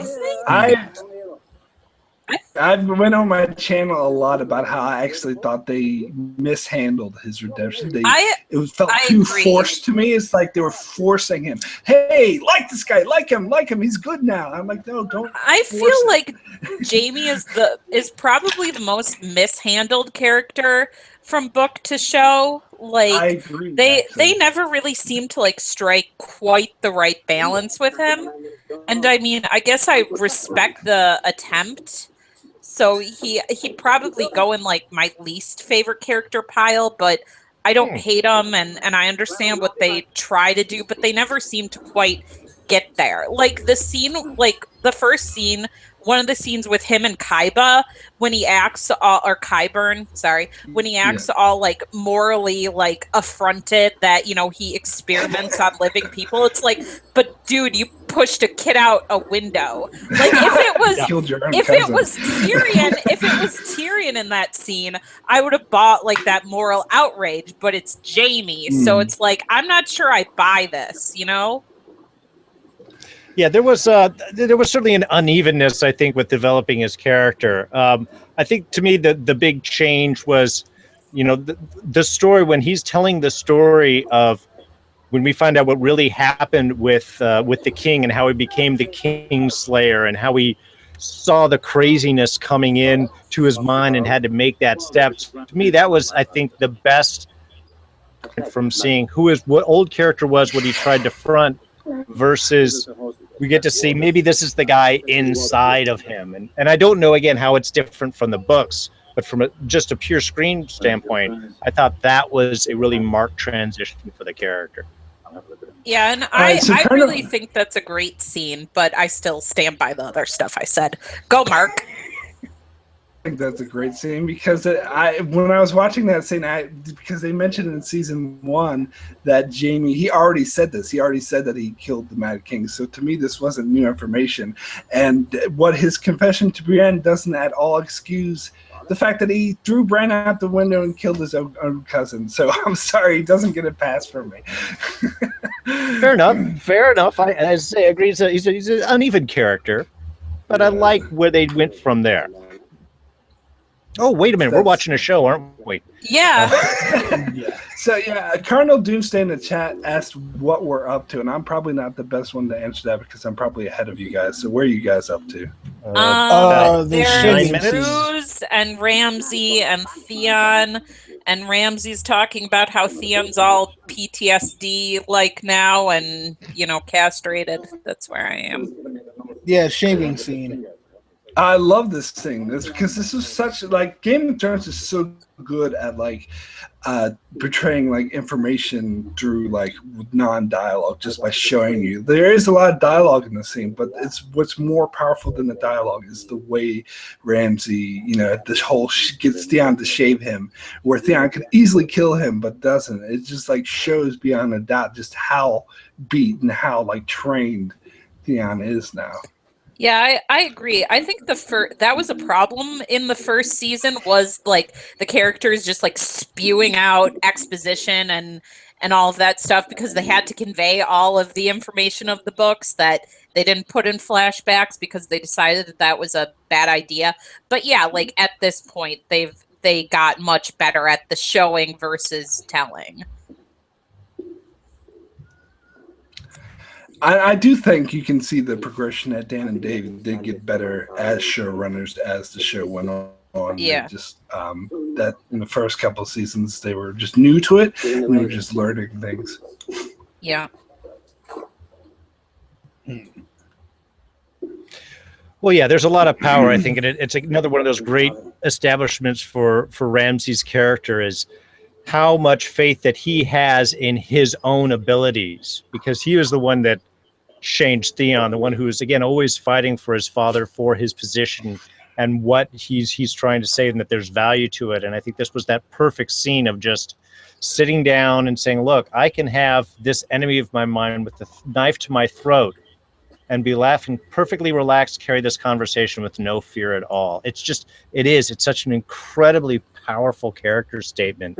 And the visuals, I think, really convey the image more in some ways than maybe even it would be if the scene was written this way in the books, which, again, I don't know. Yeah, they didn't have this scene in the books. Things went down a bit differently in the books. Yeah, and this is a way of condensing a long storyline into one scene, which I think actually the show does very well. And also, it should be noted that George R.R. Martin wrote this episode, which is also interesting. It's a shame that he stopped writing it. This is the last one he wrote because he got too busy with actually finishing The Winds of Winter, which he still hasn't done. Here's a question for everyone. Do you guys think that Ruse was too stupid or too naive or too something for how he handled Ramsay? Should he have known better? I mean, Ramsay kills him, so I guess you could say he really should have known better. But what do you think about that? If you had I think he had too much of his own belief in his ability to control Ramsay. But I think his downfall was that he let the leash out too much. When he was holding Ramsay on tight, I think that he could thus ensure his loyalty. But much like how Ramsay loses the loyalty of his dogs at the end of the last episode that we saw, with Roose, he let that leash a little bit too loose. And once he allowed Ramsay to be an heir, then Roose's necessity in Ramsay's plans was gone. You want to prove yourself to both. Very well put. Yeah, I say that. I mean, I like Ruse as a character, but yeah, he totally overestimated, I think, his hold over Ramsay. He thought that Ramsay thought that he still needed him when obviously, which I mean, I think Ramsay would have done better with Ruse still alive, but Ramsay didn't think that. Because, Ruse had a mind for politics that Ramsay didn't have. Tactics in battle isn't the same thing as politics. Yeah, Ruse was very similar to Tywin. He just didn't have as much power, I would say. And Tywin had the same flaw. He didn't understand his children and underestimated them and got killed by them. Speaking of I which, love this scene. And Varys. Yeah, in the audio book of Varys, like Roy Dotrice gives him like a really weird voice, really where he like slurs everything, and it's so annoying. Yeah. I'm like, why? Yes. Why do you do this? I totally agree. still Yeah. the worst is Melisandre though. Melisandre and Daenerys have the two absolute worst voices by Roy Dotrice in the books. No, the worst is Pattaya. Yes. Pattaya. Oh my God, That's the worst. God. Yeah, that's the Oh, worst God, pronunciation of any of the names. Yes. But in terms of like actual character voices, Melisandre. No, I thought. Like I thought. Or I don't know it's what kind of Melisandre. voices. It's not even Melisandre. Yeah, it's Melisandre. It's like Melisandre or whatever the hell. I thought Shudder. Tywin was the worst. I thought Tywin was the worst voice because they made him sound constipated. He was like, "Yes, that is good. We will do this now." That doesn't sound like Speaking of awesome embroidery, look at Cersei's dress. I mean, seriously, look at that thing. Like the lions on her shoulder pads are just beautiful. Mhm. And how much work goes into making that? It's crazy to think about. Well, I always love with these two is I love looking at like the people like 3 rows back and what they're doing, and everybody is like fully involved in the scene, and everybody is dressed impeccably. Pick the person in the far background, and they're looking awesome, which is just again that composition that they maintain in this show is just it's like eye candy every week. All right, so Marilyn Bentley brings up a interesting theory from the books. She says that Oberyn was poisoning Tywin in the books. That's a theory that's never been proven, but I think whether it's true in the books or not, I don't think it's true in the show. Like, so because some people think that's why Tywin was on the shitter when Tyrion killed him, because he was being poisoned, slowly poisoned to death by Oberyn. Well, I mean, everybody still needs to poop, so maybe it was just... I think regardless of, I mean, there's still a case to be made in the books if that's the case, but I think the show definitely didn't do that. And here goes Joffrey being a shit. Oh yeah, well that's basically the whole episode. Like, I do love how they made him like the shittiest ever and then kill him. Yeah. Like, it was great. You build off God, I want this character to die, and then he does. They never give him any redemption at all. No. He is always a turd and goes out just properly as an ass. Yeah. All right, I want to talk a bit about Shay, because this is a storyline I actually loved. I actually loved the way, particularly this scene. It seemed very like Shakespearean to me, because in Shakespeare plays a lot, you have where a lover will do something for another lover's benefit or whatever, but won't tell them the ultimate plan. Like here, Tyrion's plan is to send Shay away for her own safety, because he keeps trying to tell her, you're in danger. And you see that Cersei and Tywin are plotting against her, and he knows this. He's like, you're in danger, at least to see it. And so he pretends to break up with her, and this, like in the Shakespearean fashion, ends up coming back and biting him in his ass, because she believed him so much that she betrayed him and testified against him at his trial and started sleeping with his father. So Yeah. I thought it was brilliant. I loved the way that the show did it. And it was different. It was very differently handled from the books, because Shay in the books actually didn't love Tyrion. She was playing him the whole time.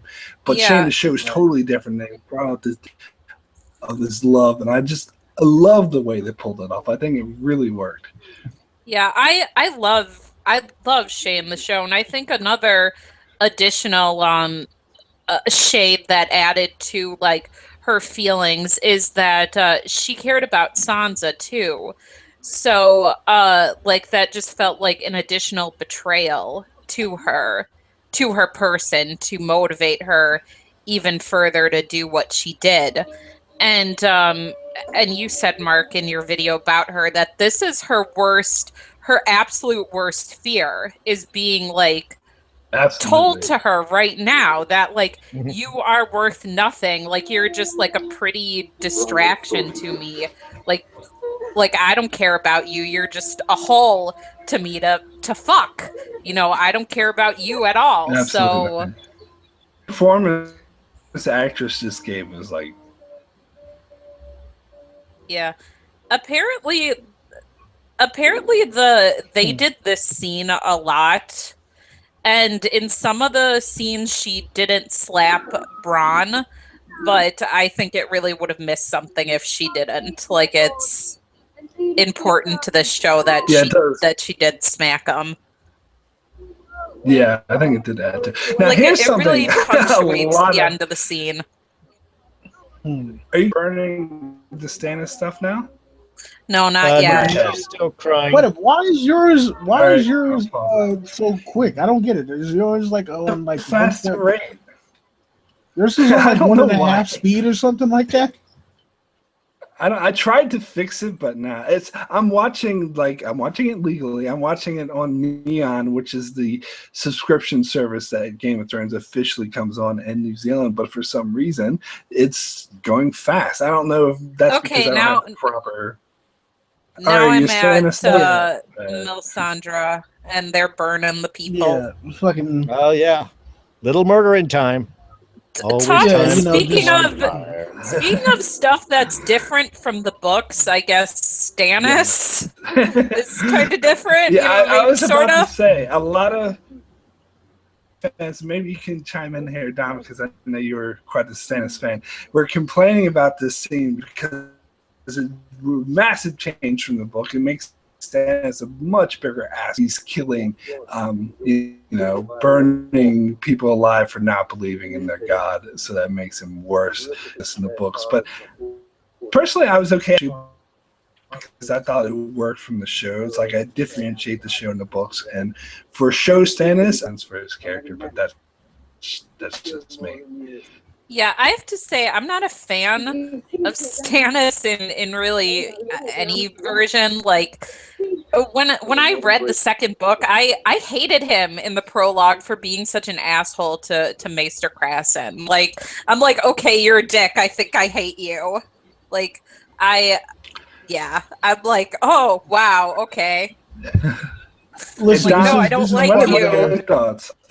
It's part of the reason why I call him Stannis the Wennis.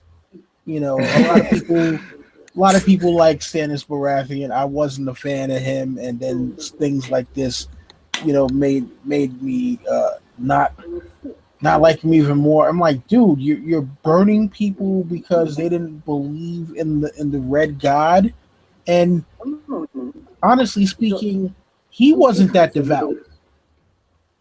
No, so, I think Stannis is. Yeah.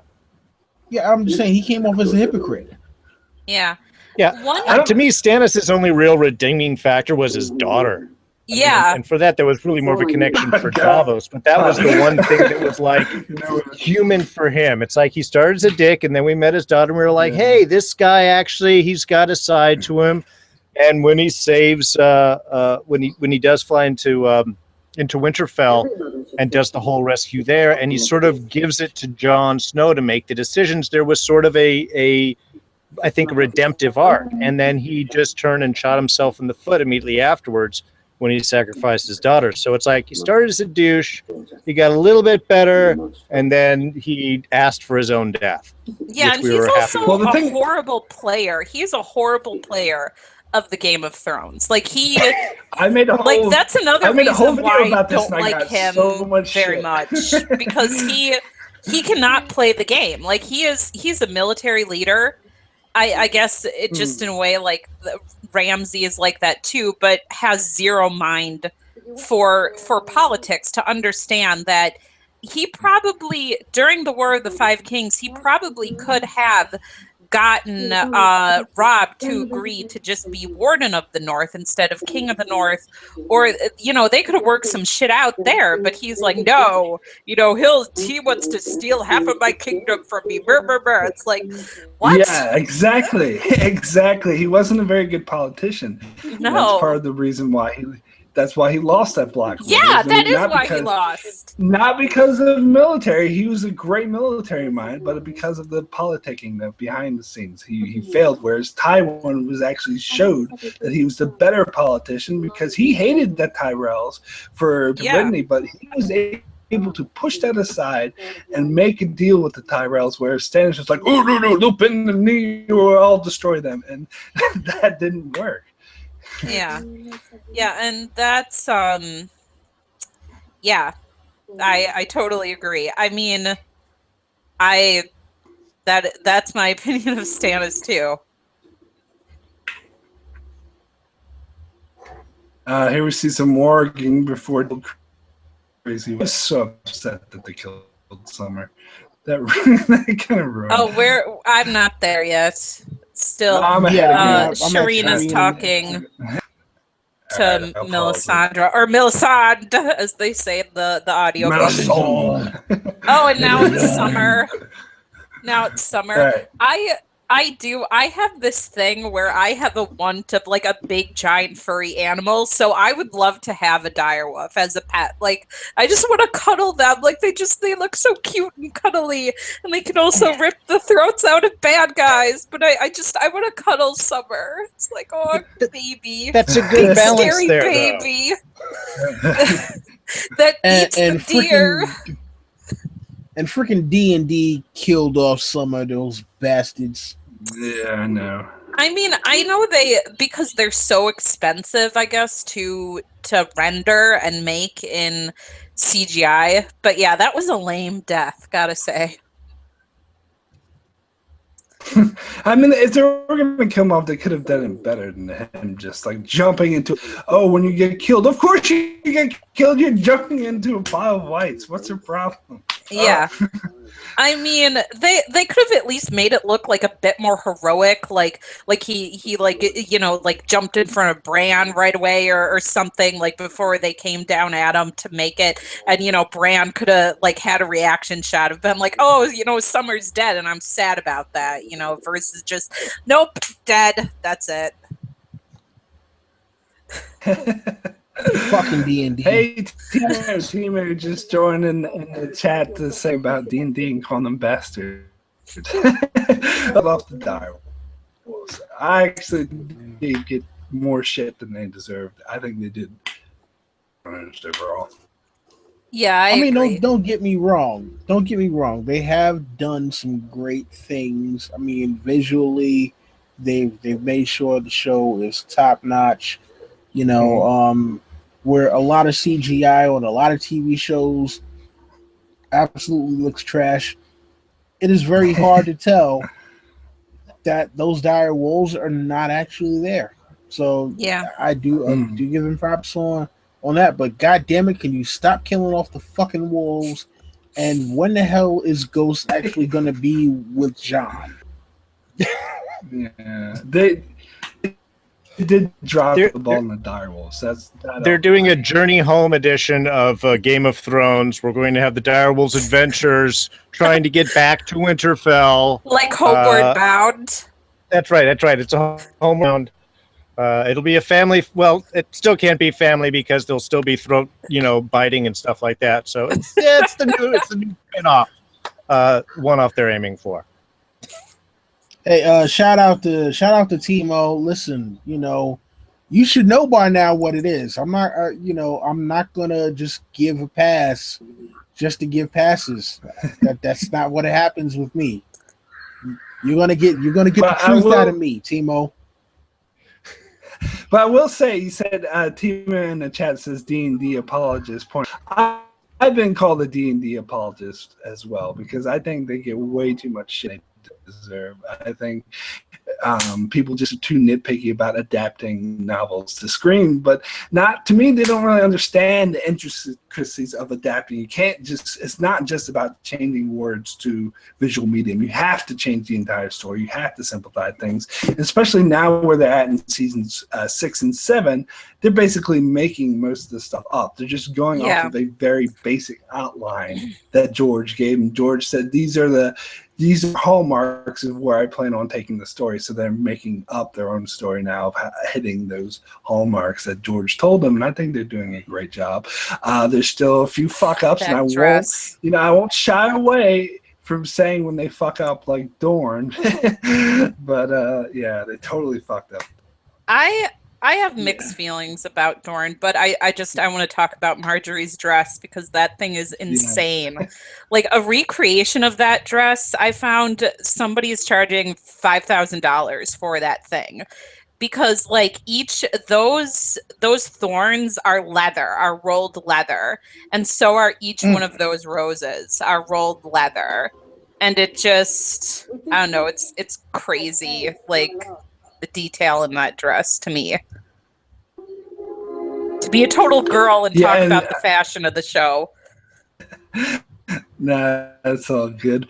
But I just want to point out, Janelle in the chat says that things maybe they shouldn't, but it doesn't change the fact that they are the ones giving us the best show on TV, period. Like, to me, Agreed. Hands down, like Game of Thrones is like way above like anything else. And there's a lot of other shows I love, but to me, it's like nothing comes close to Game of Thrones. I like in this episode how there are a few like Sansa and Tyrion friendship scenes, and I wonder like what will happen if they'll even end up married at the end of the show, like for real. Actually, I really like that about this episode too. It does sort of imply that had things not gone down the way they did, where Tyrion got arrested and Sansa had to flee King's Landing, that the two of them actually would have formed a bond and they would have actually become an actual couple. And that, and I do think like when they meet up again, they will have a warmness. They will, which might think. If they meet up again, which I hope they do, I think that if that's not coming in season 8, I think they will have a sort of warmness for each other. Yeah, Oh, okay, you talk. I've been talking enough. Just I think that would give actually kind of a nice, especially considering how much Sansa was feeling bad about her position, forced to marry Tyrion. That Ramsay came after that. Now you have a comparative to look back and like, oh my God, realize that this little dwarf who I hated treated me better than almost any other man that I have, been with or around with.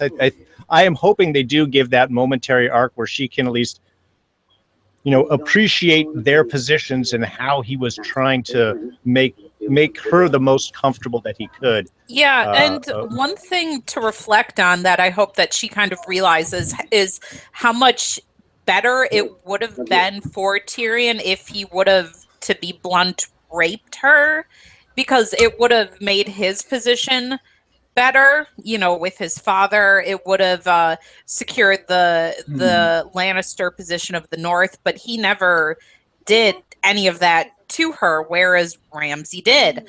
So for her to like see that this is actually a person who is worthy of her affections, and a marriage between the two of them, like a real marriage, would better solidify like if there is to be any peace between the North and the Westerlands, it would do that. So if both of them are alive by the end of the show, I think them being married for real is a possibility.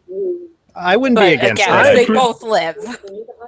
I predicted that at one point, but I changed my mind because I think with all Sansa's been through since then, with Ramsay, I don't think she's going to marry anyone. Like, there's even some people now where it's like, oh, she's going to marry Jon Snow because they're only cousins, and that's been. But I don't think she's going to marry anyone.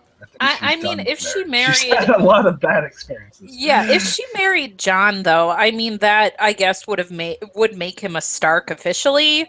Because even though like Rhaegar is Jon's real daddy, I definitely see Jon as being a Stark. Like, he really does not have many Targaryen qualities at all.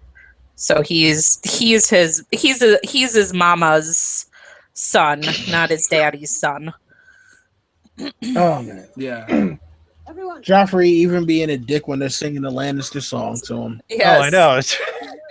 again, they maintain his dickishness all the way up until the end. There is no moment of redemption for this character anywhere. No. Are you guys up to the Joffrey? Are you up to the Joffrey speech yet? No. No, he's I think just now. Marjorie Okay. is getting up to talk about how she's giving the leftovers to the poorest in the city. And I love how Cersei's watching her. I love the animosity between the two of them. It's so interesting to me. You know, well, that's the great. Yeah, you talk. I was just because it's the great back and forth of power between Marjorie and Cersei here. Is, you know, we have Marjorie trying to be, oh, I'm the generous one, and then Cersei like, well, you're going to be sure to get rid of this stuff if you're not doing a thing that she is. Just the constant behind the scenes poking, prodding, and power positioning. Yeah, and as they're smiling and kissing. Yeah, and it's like women wage war in their own way. Did you guys notice this look between Loras and Oberyn? Yeah, oh my God. Yeah, he's cruising him. Yeah. That's a lot cruising. of people were upset about that. The Martells and Tyrells are bitter rivals, they're bitter enemies, so they're like, they wouldn't be looking at each other like that because their families hate each other. But who cares? I don't think Oberyn cares so much. He just kind of wants to stick his dick in anything. Yeah, absolutely. Yeah, I did address. Oberyn just wants to fuck the world. Yeah. Address something in the chat. Janelle says about my comment about only cousins. Says only cousins, that kills me. Are there many people out there that want to marry cousins? And I just want to specify, I mean, in the context of a medieval times, like fences and marriages like that, marrying cousins was actually quite common. In the world of Westeros, marrying cousins, marrying siblings, unless you're a Targaryen, is not. So that's what I was referring to. Yeah, and there's still a phenomenon in the world where like cross cousins will marry one another, where if you're like your mother's like cousins on your mom's side, because like through patrilineal families, like first cousins of brothers, you know, like of uncles will all grow up together, so they're all more like siblings. Where you cross cousins, your father's mother's relatives aren't the people you grew up with, so you don't have that sibling relationship. So then those will be the ones who get married. And that's in still some Asian countries. Like, that's how that still works. I hope your reign is long. And Brienne. Yeah, Brienne. Oh, yeah. Well, and we missed that. We had that great little scene between Loras and Jaime where they're arguing about Cersei, and Jaime's just like, you know, she will, if you've ever married, she will kill you in your sleep, just drilling him down. And he gets that basic, that quick one-off on him. Is like, yeah, I won't marry her, but you won't either. It's just all the courtless backstabbing that's happening in the midst of this wedding is just, it's so Game of Thrones appropriate. Shade, throwing shade. Yes. Well, especially like Cersei here with Brienne. Like Cersei's being like, get the hell away from my, in subtext. Yeah. Yeah, listen, not a cloud in the sky, no big trees hanging over, but lots of shade. Yeah. Well, that's it. You stay away from my brother. You stay away from my sister. And you stay away from my... It's just... Nobody is with who they want to be, and they're all trying to get everyone else away from who they want to be with. Yeah. It's like a soap opera. Oh, yeah. With more stabbing. Timo and says, if John was my cousin, I would be tempted at least. Oh, wow. Well, Kit Harington is a quite a beautiful man. I'll agree to that. Oh, Maester Pycelle. Are you up to Maester Pycelle? Yes. Yeah. I love this. Because then Cersei just totally rips him apart. Yeah. I hate Maester so much. Oh my god, it's so great. I don't know why Cersei hates him though. I guess you just got to... I agree. Like I don't know why because he's been on her side. So like why I guess because she just like wants to put power over him and you know undermine Marjorie, so she's just like a bitch towards everyone right now. I think she likes to put Maester Pycelle in his place too. Yeah, I guess. Pycelle is such a suck up, Santos. though. I mean, it's just whoever's up there, he's just like, oh, let me be your lapdog. Oh, just so. I think Cersei is just like, look, don't even try and play this game of favorites. You know I'm the one in charge. Yeah, just a way, I guess, how women wage war in the show a different way than men do, but they still definitely do wage war, and that's what you see with Cersei and Marjorie. Well, I mean, I think that's it. With the males, it's the directness, and with the women, it's kind of like, yeah, I'm going to stab you in the back, or I'm going to set positions where you will kill yourself.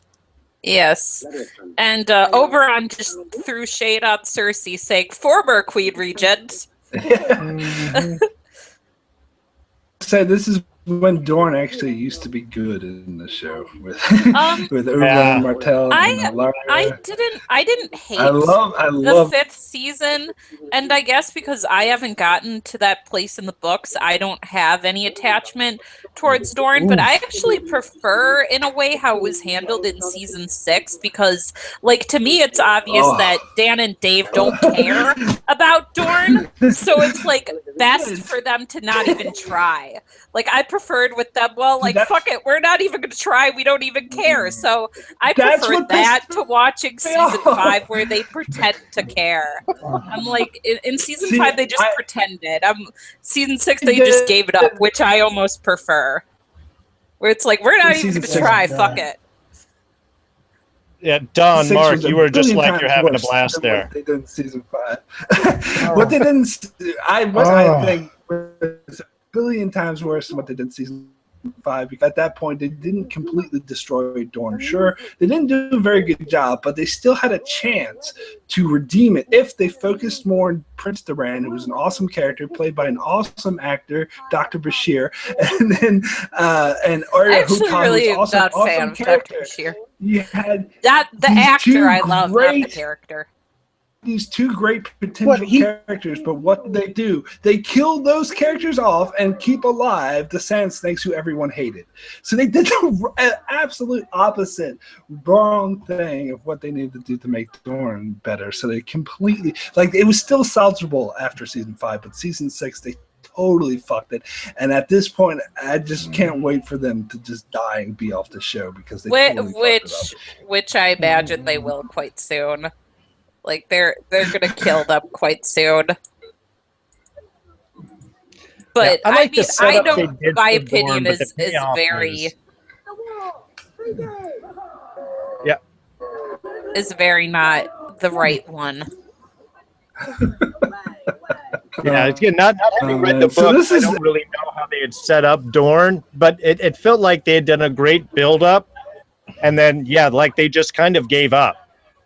I was expecting in the last bit, I was like, now I don't care. I was excited about Dorne, but now I don't.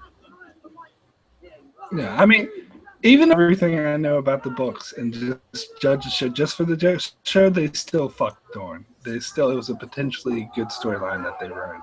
I agree that they fucked it up, but I'm not saying that. I just preferred it where they're like, well, you know what? We don't even care, so screw it. You know, we're not even going to pretend like we care.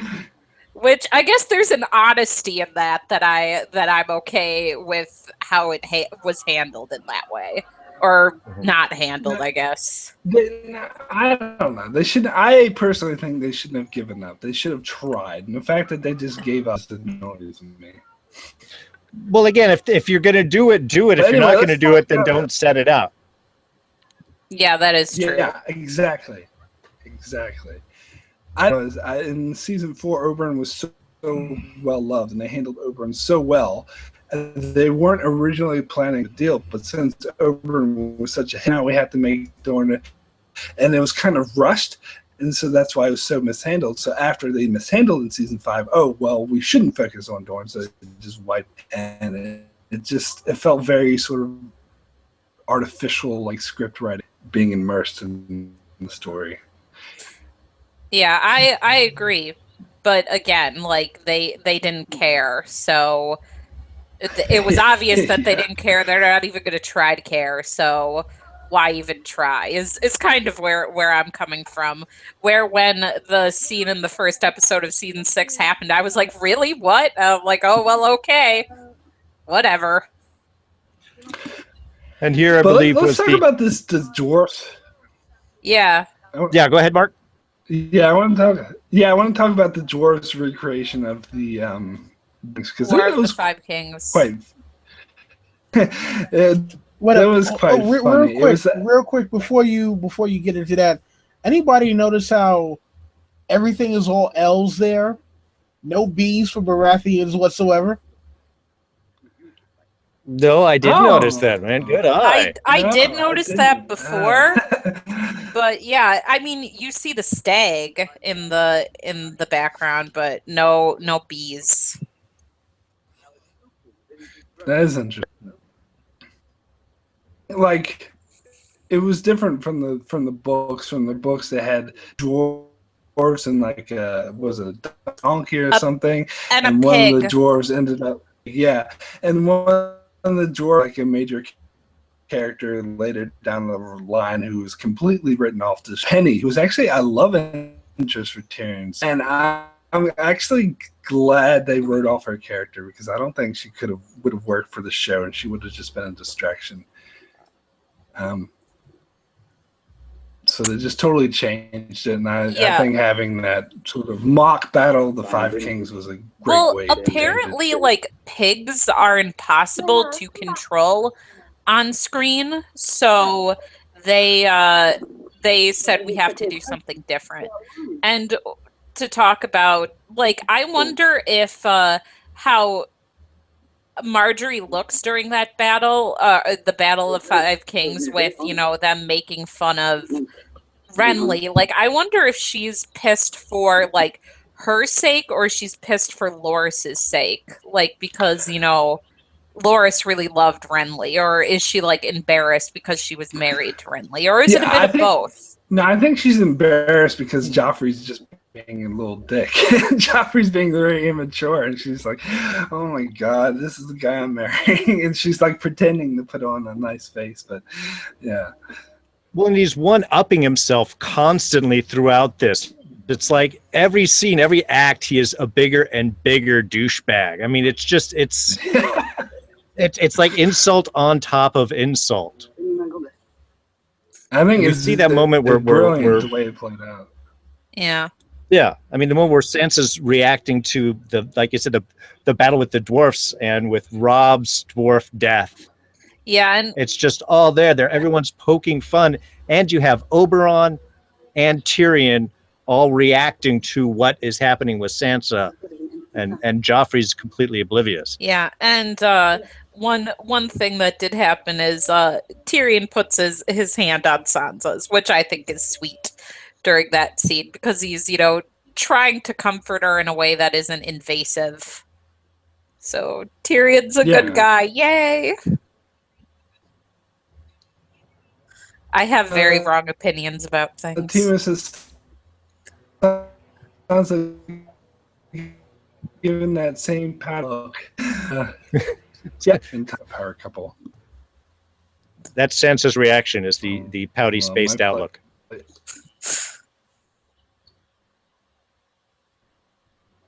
Yeah. Such tension. Yeah. Oh my god. Oh, and Marjorie being a good queen. Yes. For about 3 minutes. Yeah. I love Natalie also in The Tudors, you know, when she was Anne Boleyn. She's such a different character than Anne Boleyn, because Anne Boleyn was a way more emotional character. Like, Marjorie is so calculating, and I think Natalie probably gives the most subtle performance in the show. Like, a scene that I think about is the first scene in season 3 with her and Joffrey, and he has the crossbow, and when he says, you know, I'm going to criminalize homosexuality, like, her eyes widen for just a second, because you can tell she's thinking about Loras and, like, what's going to happen to him. So, but yeah, she's so subtle in how she plays this character. And she's a great actress and she's awesome. Yay.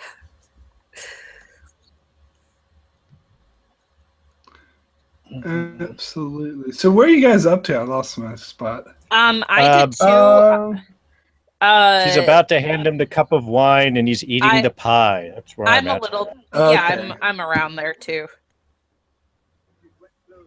Now the thing about it is, like, they did not show Olenna actually go over to the cup. So before Littlefinger actually confesses to it, it's one of those things that's really left up in the air. Yeah. Yeah. One thing that I wonder is if Olenna was at all like hesitant about killing Joffrey, and like this whole scene is where she's like, yup, he's gotta die. Or if she was totally committed to it before then, because like realizing what she would put her granddaughter through, and she's like, no, Marjorie is not going to be married to this guy. No, I think she sussed Joffrey up pretty quick. I don't think any of these were any extra motivation that she needed. I think it just reinforced whatever decision she'd already made and put into play. Yeah, like when she was, talking to Sansa, sort of interviewing her, getting a thing about. I think that's when she was sort of making up her mind, like, okay, I can't have my daughter marry this guy. Yeah, and that wig, like how much my sister loves to say of Marjorie, that's why her hair is so big. It's full of secrets. Because Marjorie's hair is always so big. This is such a great way to end the episode. This is why you never pick up any suspected murder weapon. Right here. Just leave everything where it is. Don't touch anything. I mean, but it was because that Joffrey pointed.